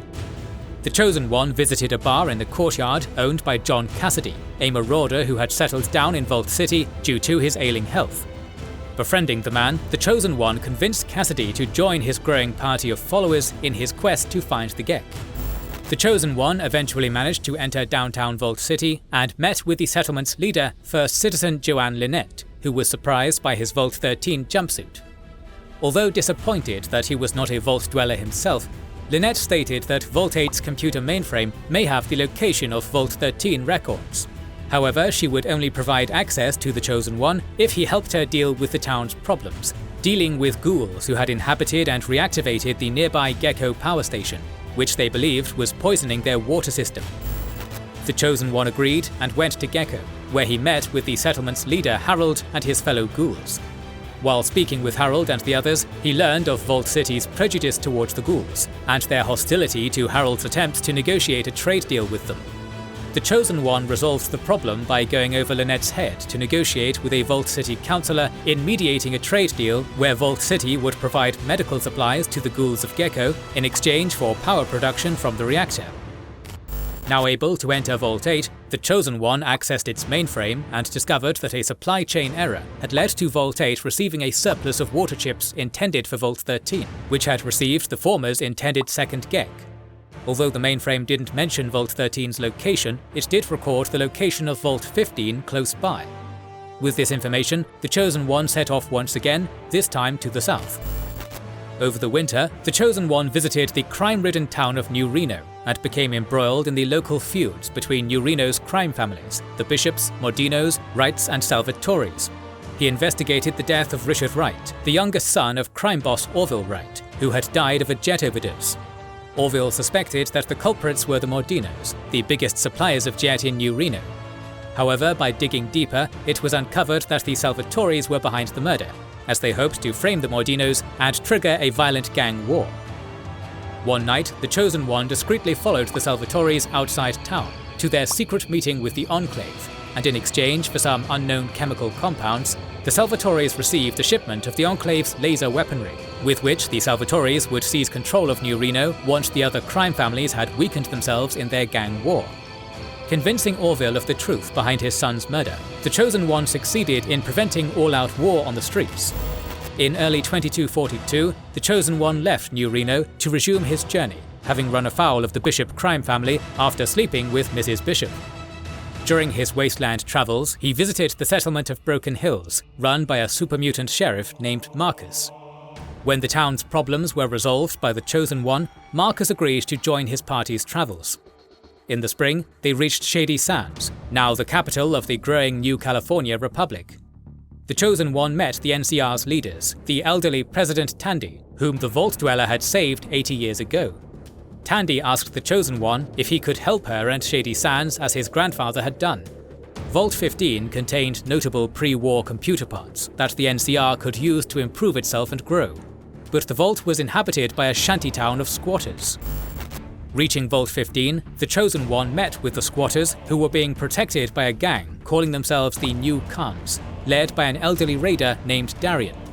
The New Khans were using the squatters and sought to gain revenge on President Tandy for their persecution by the NCR, and when the Chosen One gained the trust of the squatters, he entered Vault 15 to defeat Darien's raiders. With the New Khans and their leader dead, the grateful Vault 15 squatters agreed to be annexed by the NCR. Before leaving the vault, the Chosen One located its intact computer mainframe, which had the location of Vault 13 recorded in its systems. After months of searching, he had at last found it.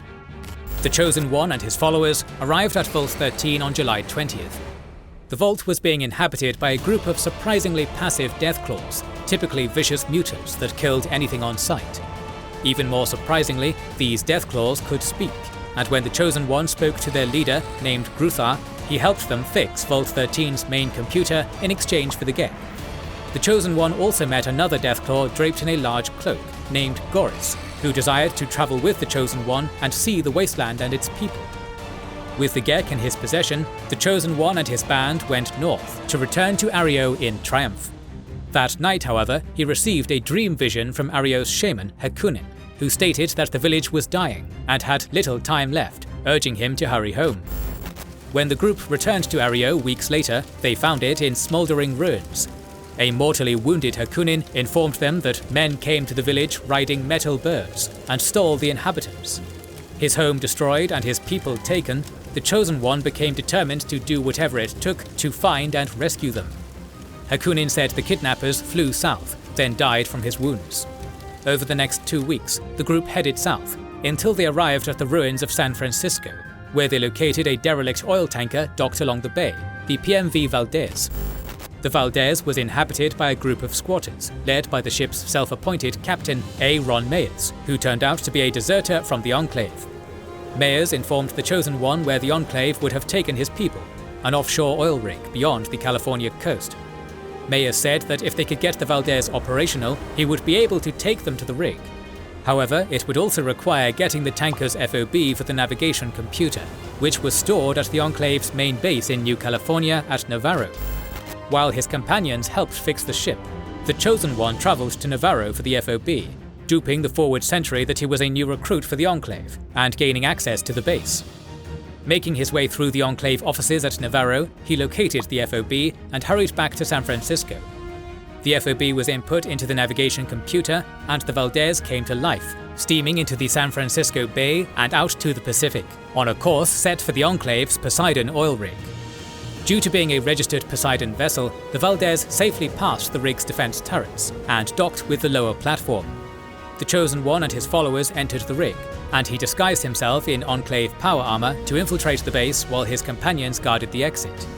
He passed through the base's labs, where he found not only the Ario villagers and his mother, but residents of Vault-13 as well. His mother said that the scientists were experimenting on them with something called FEV. The Chosen One moved deeper into the base, intending to destroy the rig's power core to shut down the security gates and free his people. When he reached a large office section, the Chosen One came face to face with the Enclave's leader, President Dick Richardson. Seeing through the Chosen One's disguise, President Richardson proudly explained the Enclave's sinister plan. They were experimenting with the FEV virus recovered at the ruins of the Mariposa military base to modify it into an airborne chemical agent capable of killing any genetically mutated life, basically everyone after the Great War. From their oil rig, the Enclave would release the modified FEV into the jet stream, carrying the biological weapon across the globe, and cleansing it of mutants whom they deemed unworthy of life. With this complete, the Enclave would reclaim the Earth from the mutants. Disgusted by the Enclave's genocidal plans, the Chosen One attacked and killed President Richardson and the surrounding guards, before making his way to the rig's reactor core. Overloading the reactor to a critical meltdown state, the Chosen One hurried back to the exit with the freed Ario villagers and captive Vault-13 residents. Only one last obstacle stood in his way. Towering over the path to the exit was Frank Horrigan, a massive Enclave agent and enforcer for the President, who had been mutated by exposure to FEV into a hulking giant. Horrigan stated that the Chosen One's journey was at an end and attacked. A fierce battle ensued, and through the assistance of his companions and reprogrammed defense turrets, the Chosen One finally defeated Horrigan, who, with his dying words, boasted that they would never escape the blast in time. They raced to the Valdez and set it in motion back towards San Francisco. With seconds to spare, the Valdez escaped as a nuclear explosion destroyed the Enclave oil rig. The Chosen One's journey was finished. He had saved his people and retrieved the Gek, with which he rebuilt Ario into a thriving community. His actions throughout the year-long journey sent ripples through the wastes. Towns he assisted, such as the Den and Modoc, recovered and prospered, while the New California Republic leveraged its power and influence to expand across the wasteland. Even crime-ridden New Reno healed through the efforts of the Wright family. Ario's village elder, the Chosen One's mother, eventually died in her sleep, confident that Ario was in good shape under the leadership of her son. With the destruction of the Enclave oil rig, the NCR and Brotherhood of Steel cooperated to attack their base at Navarro, forcing the remnants of the Enclave to relocate east across the Rockies, eventually taking them all the way to the ruins of Washington, D.C. Any Enclave personnel who remained in New California went into hiding with new identities, as they were now wanted criminals convicted of crimes against humanity by the NCR. With the Enclave's defeat in 2242, the wasteland of New California seemed to be on a path towards recovery, finally, and even regaining some form of civilization lost after the Great War. In the late fall of 2242, the Chosen One finally completed his years-long quest to save the people of Ario by destroying the Enclave oil rig off the Pacific coast of San Francisco. In the wake of Control Station Enclave's destruction, which had led to the death of President Dick Richardson and much of the Enclave's senior leadership, the remaining Enclave forces on the New California mainland found themselves leaderless and disorganized. At the Enclave's primary mainland base at Camp Navarro, senior scientist Augustus Autumn Sr. received orders from the new president, John Henry Eden, to gather their equipment and relocate all surviving Enclave units to the capital Wasteland, where they would establish a new center of command at Raven Rock Military Base. Many of Camp Navarro's garrison quickly rallied around Autumn and their new president's orders, and they, along with their families, followed him across the continent to DC. While most of the Enclave under Autumn traveled east to the capital Wasteland, a few units remained behind at Camp Navarro and other outposts in New California to maintain a presence on the west coast. Camp Navarro and its garrison came under close observation by scouts of the Brotherhood of Steel, who wished to capture the base for its valuable advanced technology, especially their vertibird helicopters. In September 2242, the Brotherhood's agents at their hidden outpost in San Francisco had contacted the Chosen One. They recruited the Chosen One's help in stealing plans for the vertibirds from their base, which he had succeeded in doing during his infiltration of Navarro. Still, an Enclave squad, led by Frank Horrigan, had retaliated by wiping out the San Francisco outpost. After this brutal strike against their largest base in northern New California, the Brotherhood maintained a low profile in its scouting missions, observing the Enclave forces at Camp Navarro.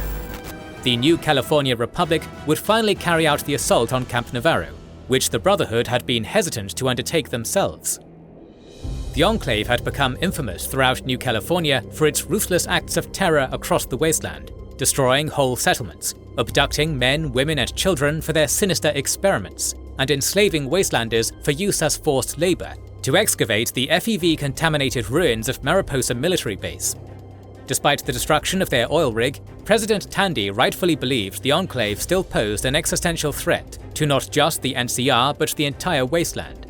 And so, in 2246, she gave the order for the New California Republic Army to assault Camp Navarro. Despite their superior power armor and plasma weaponry, the Enclave force at Camp Navarro was overwhelmed by the sheer number of NCR Army battalions thrown against them, and the base quickly fell. After the sacking of Navarro, the remnants of the Enclave on the west coast went into hiding, with some remnant groups fleeing to the Mojave Wasteland. Those members who remained in New California tried to change their identities and keep a low profile, as the NCR Rangers and the Brotherhood of Steel hunted them down. Any Enclave remnant members who were discovered and captured were put on trial by the NCR for crimes against humanity and complicity in the Enclave's attempted act of genocide, with many receiving death sentences or life in prison. 8 years after the sacking of Navarro in 2254, the Brotherhood of Steel's Council of Elders at Lost Hills decided that the time was right to organize an expedition that would travel east across the continent to the ruins of Washington, D.C. As the capital of the Old World United States, the Elders believed that the D.C. ruins contained a bountiful amount of salvageable technology that could be retrieved by this expedition for the benefit of the Brotherhood. Another primary objective of the expedition would be to investigate the rumors of super mutant activity in DC. A third secondary mission for the expeditionary force would be to re-establish contact with the Midwestern Brotherhood of Steel, the long-lost Brotherhood chapter that had established a strong presence in the ruins of Chicago and other major Midwestern cities.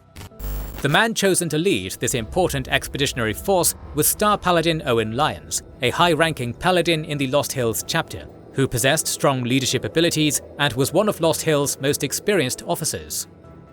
Lyons organized the expedition with the assistance of his close friend and senior technological advisor, Scribe Reginald Rothschild, and appointed one of his best soldiers, Paladin Harry Castin, to serve among the senior officers in charge of the expedition's paladins and knights.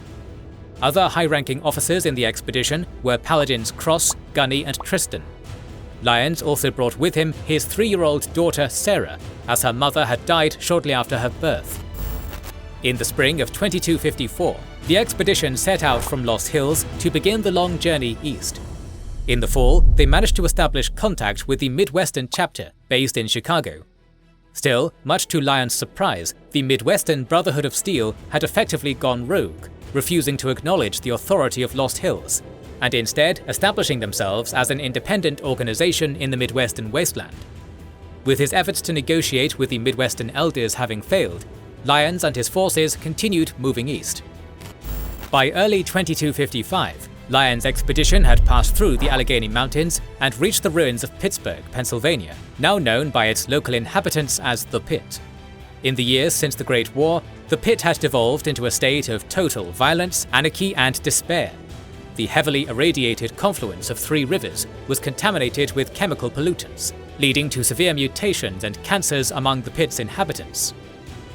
Moreover, the pollutants combined with the radiation led to many people contracting a terrible disease known as troglodyte degeneration contagion, which leads to the afflicted degenerating into a feral state, ultimately transforming into mindless mutant beasts known as trogs.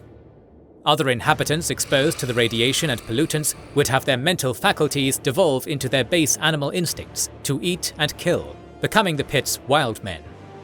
The Pit's small population of sane, normal inhabitants were at the mercy of raiders, slavers, and other horrors. Lyons was shocked and disgusted by the horrific conditions of the Pit, and he decided to order his men to attack the Pit in an event known to its denizens from then on as the Scourge. Despite being heavily outnumbered, Lyons' power-armored warriors entered the ruins from the west through the Wash. They swept through the Pit, wiping out bands of raiders, slavers, and mutant trogs that infested the ruins, killing all they found within a single night. All the while, his men looted all salvageable technology they could find in the pit. The Scourge was more of a massacre than an actual military action, but Lyons gained the respect of all his men that day. With the disease-ridden pit practically wiped off the map, Lyons' expedition continued towards the DC ruins in the capital Wasteland. Before leaving the pit, the Brotherhood took with them 21 healthy children and placed them into initiate training. Their only casualty during the entire Scourge was Initiate Ishmael Ashur, who, unbeknownst to Lyons and the others, had actually survived the ordeal. Through the power vacuum in the Scourge's aftermath, Ishmael would pick up the pieces his brothers left behind to revive the pit in the years that followed. Several months after leaving the horrors of the pit behind them, Lyons' expedition finally arrived in the capital Wasteland. Entering the DC ruins, they discovered the mostly intact Pentagon. They converted it into a stronghold that would serve as their main base of operations in the city, renaming it the Citadel. While working through the rubble and ruins of the Pentagon, Lyons and his teams discovered the building's intact sublevels, which contained vast amounts of pre-war technology and weapons, the most important of which was a US Army superweapon built before the Great War to support the Anchorage campaign, a giant robot known as Liberty Prime. Using the long-range radio equipment they had brought with them, Lyons contacted Lost Hills and informed the Elders of their discoveries in the Pentagon, and was rewarded with an immediate promotion to the rank of Elder. He then received new orders to establish a permanent base for the Brotherhood in the capital Wasteland to continue searching for valuable pre-war technology and equipment in the DC ruins. With the formation of the East Coast chapter of the Brotherhood of Steel, Owen Lyons assumed his duties as the chapter's Elder, and carried out his orders to search for pre-war tech and weapons in the city. But not long after the chapter's foundation, Lyons' Brotherhood discovered a new threat in the capital Wasteland. Super Mutants infested the downtown DC ruins. Lyons became concerned by the presence of Super Mutants in the capital Wasteland, and noted that their appearance and behavior was different from those the Brotherhood had encountered out west from Mariposa. It wouldn't be until years later that they would discover that the capital Wasteland Super Mutants were the product of FEV tests on the inhabitants of the nearby Vault-87. Believing the Super Mutants posed a dire threat to the capital Wasteland and its inhabitants, Lyons commenced a protracted campaign of attrition against the Super Mutants in the DC ruins. As years passed and the Brotherhood continued its aggressive war against the DC Super Mutants, murmurs began to arise among the Brotherhood's ranks that Lyons was going soft, diverting them away from their primary mission of salvaging technology, instead to help the downtrodden denizens of the capital Wasteland. Soon these murmurs grew to disagreements, and then discontent among members of the Brotherhood chapter, with Paladin Henry Castin leading the dissenting faction that believed Lyons was abandoning their original mission to help the Wastelanders. These disagreements would eventually lead to a schism in the East Coast Brotherhood, with Castin and his followers breaking away from Lyons to form the Brotherhood of Steel Outcasts, and their group would continue their original mission of salvaging pre-war tech and ignoring the plight of the local Wastelanders. Leaving their former brothers behind, Castin's Brotherhood outcasts would relocate to Fort Independence. Despite the schism, many in the chapter still remained faithful to Elder Lyons, especially his good friend, Scribe Rothschild. Around the year 2258, Elder Lyons forged an alliance with a pair of local scientists, James and Catherine, who were attempting to construct a large-scale water purifier around the old Jefferson Memorial, which was in close proximity to the Citadel. Through their work, which they dubbed Project Purity, James and Catherine aspired to the noble goal of providing an inexhaustible source of fresh, pure water to the capital Wasteland. In exchange for supplies from the project, the Brotherhood provided protection and security for James's team of scientists against the raiders and super mutants that roamed the neighboring ruins. However, Project Purity would ultimately fail to produce results, and when Catherine died in childbirth on July 13, 2258, James gave up hope on the project and took his child to Vault 101, where he hoped to raise him in safety from the dangers of the Wasteland. With the abandonment of Project Purity, the Brotherhood finally resumed its campaign against the DC Super Mutants. As years went by, Elder Lyons' daughter Sarah grew up to join the Brotherhood's ranks, gaining experience battling the hordes of super mutants in the ruins. Sarah Lyons would prove herself a capable warrior, rising through the ranks to become the senior-most paladin in the East Coast Brotherhood, attaining the rank of Sentinel. and even forming her own elite squad of paladins, which she called the Lion's Pride. Elder Lyons' decision to divert from Lost Hills' directives in order to help the people of the capital Wasteland would lead to a falling out between him and the Council of Elders in New California. Eventually, Lost Hills had cut all ties with Lyons, denying all his requests for reinforcements. Years would pass without any communication with the West. The East Coast Brotherhood of Steel was effectively on its own. By 2277, the aging Elder Lyons was beginning to show signs of stress and fatigue from decades of hardships in leading the East Coast Brotherhood in its seemingly endless war against the Super Mutants. But in August of that year, events would unfold in the capital Wasteland that would lead to the Brotherhood coming into conflict with an old foe, one they believed had been destroyed decades ago, the Enclave. One of the figures who would play a central role during the Brotherhood-Enclave War in 2277 was a man known to Wasteland legend as the Lone Wanderer. He was the son of James and Catherine, the chief scientists of Project Purity, who intended to cleanse and purify the irradiated waters of the DC Tidal Basin and the Potomac River. When Catherine died in childbirth at Project Purity's headquarters beneath the old Jefferson Memorial on July 13, 2258, James decided to abandon the project he and his wife had worked so many years on in order to take his infant son to Northern Virginia for sanctuary within Vault 101. He made a deal with its overseer, Alphonse Almodovar, to allow them entry into the vault in exchange for James filling a vacancy as Vault 101's physician. Protected in the vault, James hoped to raise his son in safety, away from the dangers of the Wasteland. Over the years, the Lone Wanderer grew up within the isolated community of Vault 101, befriending the overseer's daughter, Amata Almodovar, and interacting with other peers of his generation, such as the bully Butch Deloria and his gang of delinquent friends. As one of the many Vault-Tec shelters designed with a specific social experiment, Vault 101's underlying purpose was to study the effects of a community kept in total isolation under the authoritarian rule of its overseer, with its door remaining closed indefinitely. Sealed from the outside world, generations of Vault 101's residents were taught the mantra, "We are born in the vault, we live in the vault, and we die in the vault."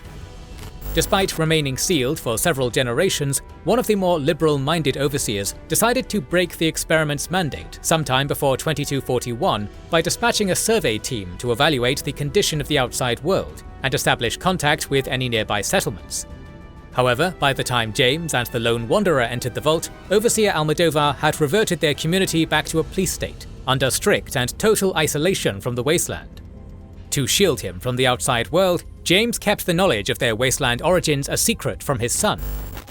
Years passed as James raised his son into young adulthood, while also working as the Vault's physician. But James never completely abandoned his work on Project Purity, and spent his nights sneaking into restricted areas of the Vault, in search of any information that might help him finally accomplish the noble goal he and his wife had dreamed of all those years ago. One night, James broke into the Overseer's office and hacked his terminal, where he gained access to restricted files relating to the Garden of Eden creation kit and its creator, Dr. Stanislaus Braun. Information on the Gex terraforming abilities seemed to be the final piece in the puzzle of making Project Purity work. When James learned that Dr. Braun had reserved a spot in Vault 112, also located in Northern Virginia, he believed he could recover some of Braun's data there and use it to revive the project. For the time being, however, James would continue caring for his son, at least until he was old enough to take care of himself. When the Lone Wanderer reached the age of 19, James believed his son was finally mature enough to take care of himself in Vault 101. On the morning of August 17, 2277, a radroach infestation broke out in the residential unit, and James took advantage of the situation and escaped through the vault door. James's actions would have unintended consequences, as his departure would begin a crisis in Vault 101. The Overseer was furious, and considered the Lone Wanderer complicit in his father's escape. Aware of the danger her friend was in, Amata woke the Lone Wanderer and warned him that the Vault's security was after him. Forced to flee the safety of the Vault, the Lone Wanderer evaded the Overseer's security forces, and, with Amata's help, opened Vault 101 to venture out into the capital Wasteland in search of his father. His journey began at the nearby settlement of Megaton, a town built around the crater of an undetonated atomic bomb, using scrap materials and debris from the ruins of a nearby airport. There, he asked Megaton's locals about his father's potential whereabouts, learning from the town saloon owner, Colin Moriarty, that James had indeed passed through Megaton, and was heading for the Galaxy News radio building in the DC ruins. It was during this conversation with Moriarty that the Lone Wanderer discovered the truth about his origins from outside the vault, as Moriarty revealed he was an acquaintance of James when he had passed through Megaton en route to Vault 101 19 years earlier. Before leaving town, the Lone Wanderer aided the people of Megaton by disarming its dormant yet still active atomic bomb, and also assisted shopkeeper Moira Brown in collecting data for her book, The Wasteland Survival Guide. While exploring the area around Megaton, the Lone Wanderer also met a stray dog named Dogmeat, who joined him on his travels as his faithful companion. The Wanderer next set off for the Galaxy News radio building in the heart of the downtown DC ruins. Navigating his way through the half-destroyed metro tunnels infested with feral ghouls, he entered the ruins of Chevy Chase, where he had his first significant encounter with DC's hostile Super Mutants. In a chance encounter with a Brotherhood of Steel patrol led by Sentinel Sarah Lyons, the Lone Wanderer tagged along with her squad to relieve the GNR building from a Super Mutant assault. After battling their way through hordes of Super Mutants, they reached the GNR building plaza, where the Lone Wanderer defeated a giant Super Mutant behemoth using a Fat Man mini-nuke launcher. With the siege lifted, he entered the building and met Three Dog, an idealistic disc jockey who believed in fighting the good fight by broadcasting news and music across the old airwaves of Galaxy News Radio. Three Dog, in exchange for the Lone Wanderer's assistance in replacing the GNR signal dish rigged atop the damaged Washington Monument on the war-torn National Mall, informed him that James was heading to Rivet City, a settlement built into the hulked remains of a pre-war aircraft carrier moored along the Potomac River. Continuing his search, the Wanderer travelled to Rivet City and met Dr. Madison Lee, a scientist who had worked with his parents years ago on Project Purity. She told him that James had indeed spoken to her, as he had hoped to enlist her aid in resuming the project. However, Dr. Lee had angrily refused, saying that too much time had passed, and claiming she had moved on. Regretting her confrontation with James, Dr. Lee pointed the Lone Wanderer in the direction of their old laboratory beneath the Jefferson Memorial. There, he fought through a group of super mutants occupying the structure, and found audio logs left behind by his father stating that he was heading to Vault 112 to recover a Gek, which he believed was the key to making Project Purity work. Now knowing where to look, the Lone Wanderer journeyed to Vault 112 and entered the shelter, hoping to find his father inside. Much to his surprise, Vault 112's 85 residents were all connected to Visiontron Lounger virtual reality simulators, where they were kept in suspended animation within a virtual reality. Noticing his father was also connected to the simulation, the Lone Wanderer found a vacant lounger and entered the virtual reality world, which was run under the complete control of the Vault's overseer, none other than Dr. Braun himself. Having godlike powers and total control over the simulation, Dr. Braun took sadistic pleasure in torturing Vault 112's residents as his playthings, in a simulated black and white recreation of an idealized pre-war suburban community known as Tranquility Lane. Now trapped with his father and the others inside Tranquility Lane, the Lone Wanderer eventually discovered the simulation's hidden failsafe program, mercifully euthanizing the Vault's tormented residents and forever trapping Dr. Braun alone in his world. With both now freed from the simulation, the Lone Wanderer and his father held an emotional reunion. After James learned the reasons behind his son's departure from the safety of Vault 101 and his long search for him, he and the Lone Wanderer returned to Rivet City, intent on working together to resume Project Purity. They recruited the help of Dr. Lee and her team of scientists and returned to the Jefferson Memorial to restart the project. But as the Lone Wanderer was busy repairing parts of the purifier, a flight of vertibird helicopters suddenly appeared and landed squads of power-armored soldiers. The Lone Wanderer returned to the Project Control Center inside the Jefferson Memorial and regrouped with Dr. Lee, but his father was sealed within the purifier chamber with the intruders. Their leader stated he was Colonel Augustus Autumn Jr., and demanded that Project Purity and all its research data be handed over to the Enclave, who wished to use the purifier for their own purposes in asserting control over the capital Wasteland. Unwilling to let the Enclave pervert Project Purity's goal, James flooded the purifier chamber with lethal amounts of radiation in the hopes of killing Colonel Autumn and his soldiers. Looking at his son one last time through the chamber's glass window, James bid farewell to his child and told him to run before collapsing from radiation poisoning. Although unwilling to leave his father behind, The Lone Wanderer eventually relented and followed Dr. Lee and her team through the sewer systems beneath the memorial until they emerged across the Potomac at the Brotherhood of Steel's headquarters, the Citadel. Despite James's sacrifice, Colonel Autumn had managed to survive the flood of radiation by quickly injecting himself with Radix and Radaway, and he cordoned off the area around the Jefferson Memorial and the water purifier for use by the Enclave. James's sabotage of the purifier, however, meant that it would take time for the Enclave to restore it to working order. With the purifier under the Enclave's control, the Lone Wanderer and Dr. Lee's team sought refuge at the Citadel, where he met with Elder Owen Lyons. The Elder expressed his sympathies for the death of his father, but stated that the Brotherhood did not have the manpower or materiel to combat the Enclave and retake the purifier. Yet despite his father's death, the Lone Wanderer was determined to locate the Gek and defeat the Enclave to fulfill his parents' dream of completing Project Purity. Thanks to the assistance of the Brotherhood's senior scribe, Reginald Rothschild, it was discovered that Vault 87 in Maryland contained a Gek. However, lethal doses of radiation surrounding the vault door meant that the Lone Wanderer would have to enter through a secondary entrance in the caverns of Little Lamplight. Gaining access to Little Lamplight, which was inhabited by a settlement of children, the Lone Wanderer navigated through the caves and entered Vault 87. It was while battling Super Mutants in the vault's tight corridors and hallways that the Lone Wanderer would discover that Vault 87 was, in fact, the source of the capital Wasteland's Super Mutant population, since its social experiment was to test a strain of the Forced Evolutionary Virus on its inhabitants. Using Vault 87 as their base, the capital Wasteland Super Mutants would capture any unfortunate Wastelanders they encountered and drag them back to the Vault, to be transformed by the FEV. As he pressed deeper into Vault 87's test labs, the Lone Wanderer met an intelligent, friendly super mutant named Fawkes, who assisted him in retrieving the Gek from its heavily irradiated storage room. With the Gek in hand, the Lone Wanderer prepared to head back out into the Wasteland, when he was suddenly ambushed and captured by Colonel Autumn and his soldiers. Knocked unconscious, he was brought back to the Enclave's underground stronghold at Raven Rock. Although held captive at Raven Rock, the Lone Wanderer was soon freed and invited by their leader, President John Henry Eden, to speak with him in person. While under interrogation by Colonel Autumn, the colonel revealed that he disagreed with President Eden's goals and wished to see the Enclave reactivate the Purifier in order to elevate themselves to popular status, thereby establishing a strong power base in the capital Wasteland.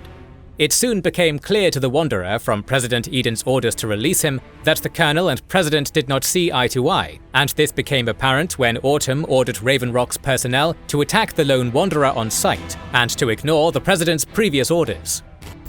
Fighting through Raven Rock's labyrinth of tunnels, the Wanderer finally came face to face with President Eden, who turned out to be a Zax artificial intelligence supercomputer. Speaking with the Lone Wanderer, President Eden presented him with a canister containing a vial of modified FEV based on the earlier strain the Enclave had developed at their oil rig back in 2242. Eden requested that the vial be inserted into the purifier, which would poison and kill any genetically mutated biological life drinking the seemingly purified water. Though forced to accept the vial before he could leave Raven Rock, the Wanderer used his technical knowledge of AI complexities to trap President Eden in circular logic, causing the Zax computer to activate Raven Rock's self-destruct protocol. The Wanderer then made his escape, just as the mountain complex was destroyed in a massive underground explosion. Once outside the base, the Lone Wanderer was pleasantly surprised to reunite with Fawkes and Dogmeat, who had followed the Enclave to their base in search of him.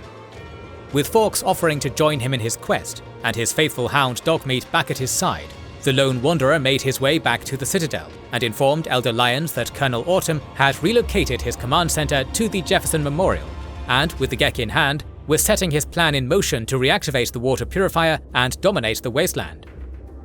Realizing the situation had now escalated, and that direct action by the Brotherhood was necessary to prevent the Enclave from fulfilling their sinister goals, Elder Lyons mobilized all the Brotherhood soldiers for an assault on the purifier.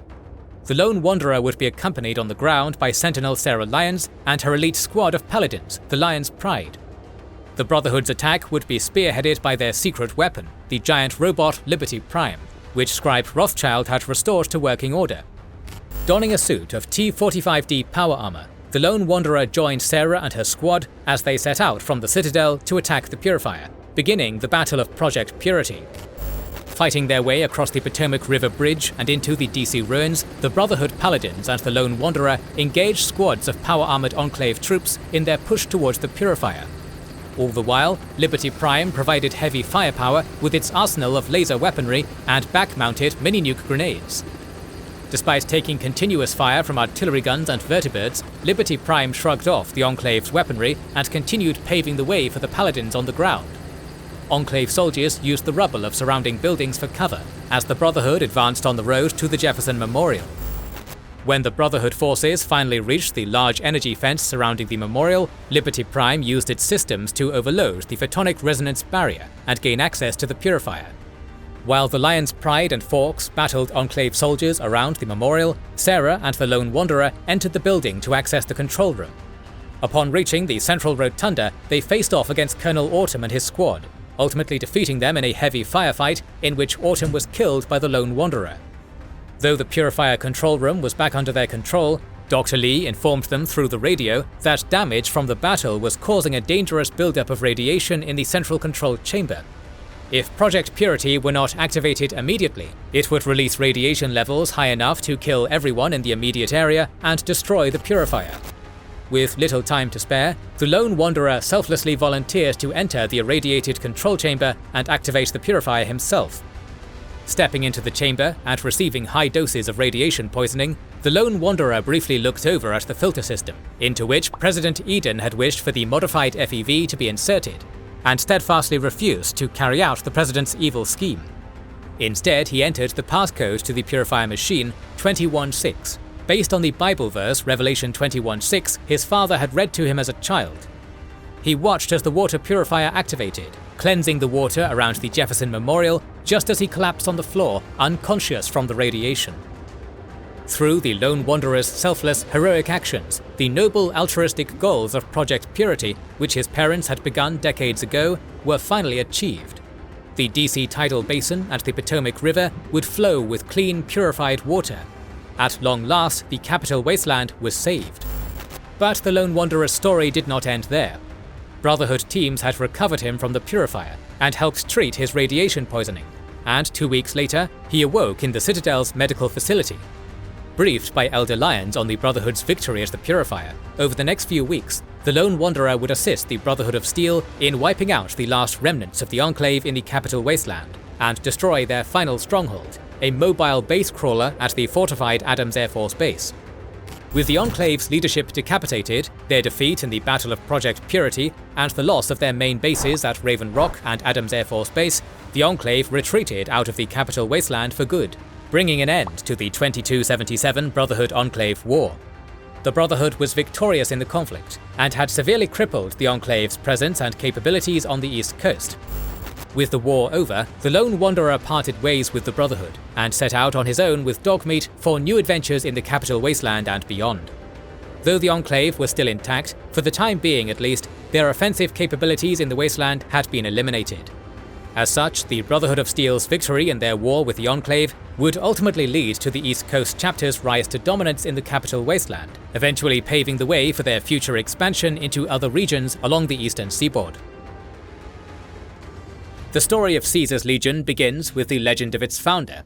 The man who would later come to title himself Caesar was born in 2226 near the LA Boneyard in New California, Edward Sallow. Sallow's parents were citizens of the New California Republic, but after his father was murdered by raiders in 2228, his mother sought refuge and safety for them both with the Followers of the Apocalypse. While his mother cooked and cleaned for the followers in their library within the Boneyard, young Edward Sallow gained an education in reading and writing, provided free of charge by the followers. Through his courses, Sallow was taught by the followers that it was their duty, as educated individuals, to help spread knowledge to the downtrodden people of the Wasteland. Although Sallow was highly intelligent, he primarily excelled in intellectual pursuits that interested him. Furthermore, the boy's short temper and narcissistic attitude isolated him from his peers. As he grew into adolescence, Sallow gradually became disenchanted with the altruistic goals of the followers, believing that their idealistic mission of enlightenment and the spreading of knowledge to the collective masses of the Wasteland was naive, overly optimistic, and constrained by their moral principles, which adhered them to strictly scholarly pursuits. By the time Edward Sallow had reached the age of 20 in 2246, he had become a highly capable anthropologist and experienced linguist.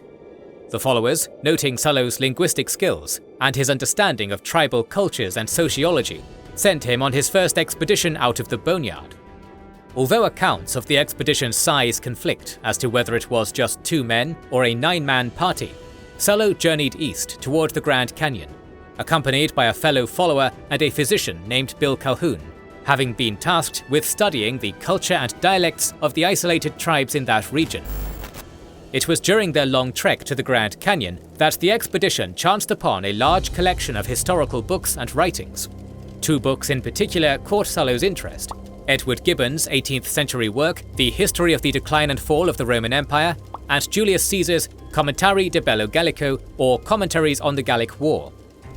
Captivated by these texts, Sallow engrossed himself in reading and studying them over the next 2 weeks. Their pages inspired the young follower, and although he did not yet know it, these books would play a crucial role in Sallow's future. As they neared the Grand Canyon, their expedition met with a Mormon missionary and tribal specialist named Joshua Graham, who hailed from the settlement of New Canaan in northern Utah. Graham had joined the group to teach Sallow the local languages and customs of the region's tribes. Before reaching their destination, however, the group was ambushed by warriors of the Blackfoot tribe, who captured Sallow, Calhoun, and Graham to be held for ransom. However, according to Joshua Graham, their attack may have been due to a mistranslation, rather than an explicit intent to ransom them. When the captives were brought back to the Blackfoot tribe's village, Sallow noticed their people appeared to be in a weak and pitiful state. In fact, the Blackfoot's insignificance in the region had led them to conflict with 7 other neighboring tribes who wished to conquer them. Poorly equipped and lacking the manpower to defend themselves, Sallow knew it was only a matter of time before one of the other tribes crushed the Blackfoot, destroyed their village, and slaughtered them all, a fate he did not wish to share with his captors. With his intellectual knowledge in weapons and tactics, Sallow decided to take it upon himself to educate the Blackfoot on the proper use of their firearms, how to maintain them, reload magazines, and shoot targets accurately. All the while, Sallow ignored the objections of Calhoun, who wished to adhere to the followers' doctrines of sharing peaceful knowledge, such as science and agriculture. Through all he had learned in his readings at the Boneyard Library, Sallow trained the Blackfoot warriors in the art of war, drilling them in small unit tactics and teaching them how to handle explosives. Impressed by Sallow's knowledge, the Blackfoot appointed him their acting war chief, and when they were finally ready, Sallow led their warriors into action against the Ridges, their weakest foes. When the Ridges refused to capitulate after their village was captured, Sallow ordered that every man, woman, and child in the tribe be killed, without mercy or exception. From there, Sallow would continue leading the Blackfoot in a campaign of divide et impera, divide and conquer. Like the early Roman warriors, led by their legendary king Romulus, Sallow led the Blackfoot in their conquests of the neighboring tribes. When the surrounding warriors of the Kaibab tribe refused to surrender, Sallow brought their envoy to the smoldering ruins of the Ridges settlement. The sight of the villagers' charred corpses piled atop one another stunned the other tribesmen, who were used to conducting petty warfare-style raids, counter-raids, and pillaging. Sallow introduced the tribes of the Grand Canyon to the horrible reality of total warfare, and its destructive, barbaric nature. It was the beginning of the terrifying, brutal tactics that Caesar's legion would become infamous for across the Wasteland. Not wishing to be destroyed like the Ridges, the Kaibabs immediately surrendered to Sallow and the Blackfoot. The Fredonian tribe soon followed suit, and before long, all of the tribes of the Grand Canyon had been subjugated by the Blackfoot. Having gained the complete respect and admiration of the Blackfoot, Edward Sallow became their new leader, but he was dissatisfied by the mere prospect of being just another tribal chieftain in the Wasteland. Inspired by his rigorous studies of ancient Rome, Sallow perceived that the core issue plaguing the region with endemic tribal warfare was in fact the tribes themselves. Cultural, linguistic, and tribal identities had fragmented the peoples of the Grand Canyon, leading to the constant state of petty warfare that kept them trapped in their primitive state, unable to recover into any sort of stable society. Like the Romans of the ancient world, Sallow would erase all semblances of tribal identities and allegiances, replacing them with a single, united society.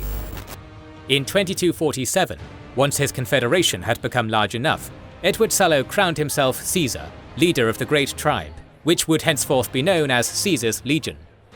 In the years to come, the Legion's red banner and its golden bull would become a familiar symbol across the Wasteland, striking terror into the hearts of Caesar's enemies and instilling a sense of awe in his followers. Caesar deliberately modelled his legion after the Roman Empire, emulating their imperialistic, totalitarian society, which would grow through the conquest, enslavement, and assimilation of any tribes they encountered during their slow, methodical expansion across the wastelands of the American Southwest. One reason Caesar modelled his state after the Roman Empire was that its European civilization seemed alien and wholly unfamiliar to the tribes he was subjugating. As such, the ignorant and often illiterate tribesmen his armies conquered would be unable to distinguish the legion from the ancient Roman civilization he was merely imitating. His people would speak with a Latin-imbued dialect, pronouncing Latin words in the way of their Roman role models, with the title Caesar, for example, being pronounced as Kaiser. Caesar firmly believed that the Roman Empire's highly militarized autocracy and its ability to integrate and assimilate conquered peoples into its society served as the perfect template for the harsh environment and realities of the post-war wasteland. Caesar held to the philosophy of Hegelian dialectics, that the conflict of thesis and antithesis would ultimately create a synthesis for his empire. In other words, the legion would destroy the negative elements of a conquered society or tribe while integrating its positive attributes into his own state, with the result being a stronger, homogeneous legion. Like Augustus, Caesar sought to establish a Pax Romana across the wasteland, enforcing peace and building a stable society capable of surviving, prospering, and even thriving in the post-apocalyptic world. With the foundations of the legion established, Caesar sent Bill Calhoun back west to the NCR to serve as his messenger, warning the Republic not to interfere with the legion's plans. Caesar viewed the New California Republic as a polity similar to the late Roman Republic, an inefficient bureaucratic state with a government that had become filled with corrupt politicians kept in the pockets of the NCR's wealthy Brahmin barons and caravan companies, and who ignored the plight of the common citizens they claimed to represent. He knew that the NCR's first two presidents, Aradesh and Tandy, had both effectively served life terms in their office, and despite being always re-elected to the position, Caesar couldn't help but note the irony that when President Tandy died in 2248, and the NCR had to actually begin practicing democratic elective terms for their presidents, the wheels of democracy began to slow the Republic's efficiency. It appeared to Caesar that the NCR in its current state was doomed to share the fate of the Roman Republic. While Calhoun departed for New California, the remaining members of his original expedition were murdered on Caesar's orders, all save for Joshua Graham, who swore his allegiance to Caesar and would become his senior lieutenant in the Legion. Graham was appointed the Legion's first legatus, becoming known as the Malpais Legate, and he would lead Caesar's forces in their conquests during the next 30 years. Over 3 decades, Graham campaigned across the American Southwest, completely bringing the former states of Arizona and New Mexico under the Legion's control, while also adding lands from Utah and Colorado into the burgeoning empire. Tribes were forcefully assimilated into the Legion, and cities and their inhabitants became subjects under the rule of Caesar. By the year 2250, Caesar had proclaimed himself as the Son of Mars, and 5 years later, he established the Legion's new capital in the ruins of Flagstaff, Arizona. The ranks of the Legion's army are primarily filled with physically fit slaves deemed worthy of serving Caesar, as well as boys taken from conquered tribes who are raised into military service. Women are forbidden to serve in the army, with the Legion's misogynistic ideology restricting their role in society to birthing more male slaves, viewing them as nothing but the property of their legionary masters. The Legionnaires are indoctrinated into a militaristic lifestyle that maintains absolute obedience and unwavering loyalty to Caesar and the ideology of the Legion. Training for service in the Legion's armies is brutal, with only the most physically fit and able-bodied men surviving the harsh regimen, which filters out the strong from the weak. Once a legionary has completed his training, he will remain in the army for life, with death providing his only exit from military service. Most of Caesar's legionnaires are trained to utilize low-tech or improvised weapons, primarily melee weapons, such as machetes and hand-thrown javelins, emulating the fierce martial prowess of ancient Roman soldiers. However, some firearms are still permitted in certain tactical circumstances where they may prove necessary.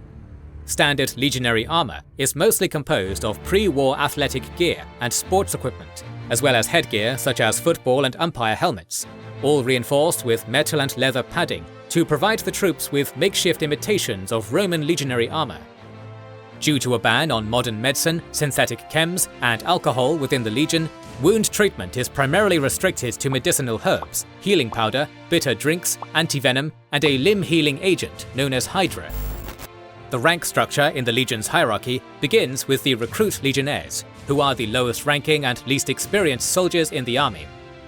In battle, the recruits form the army's first line of battle.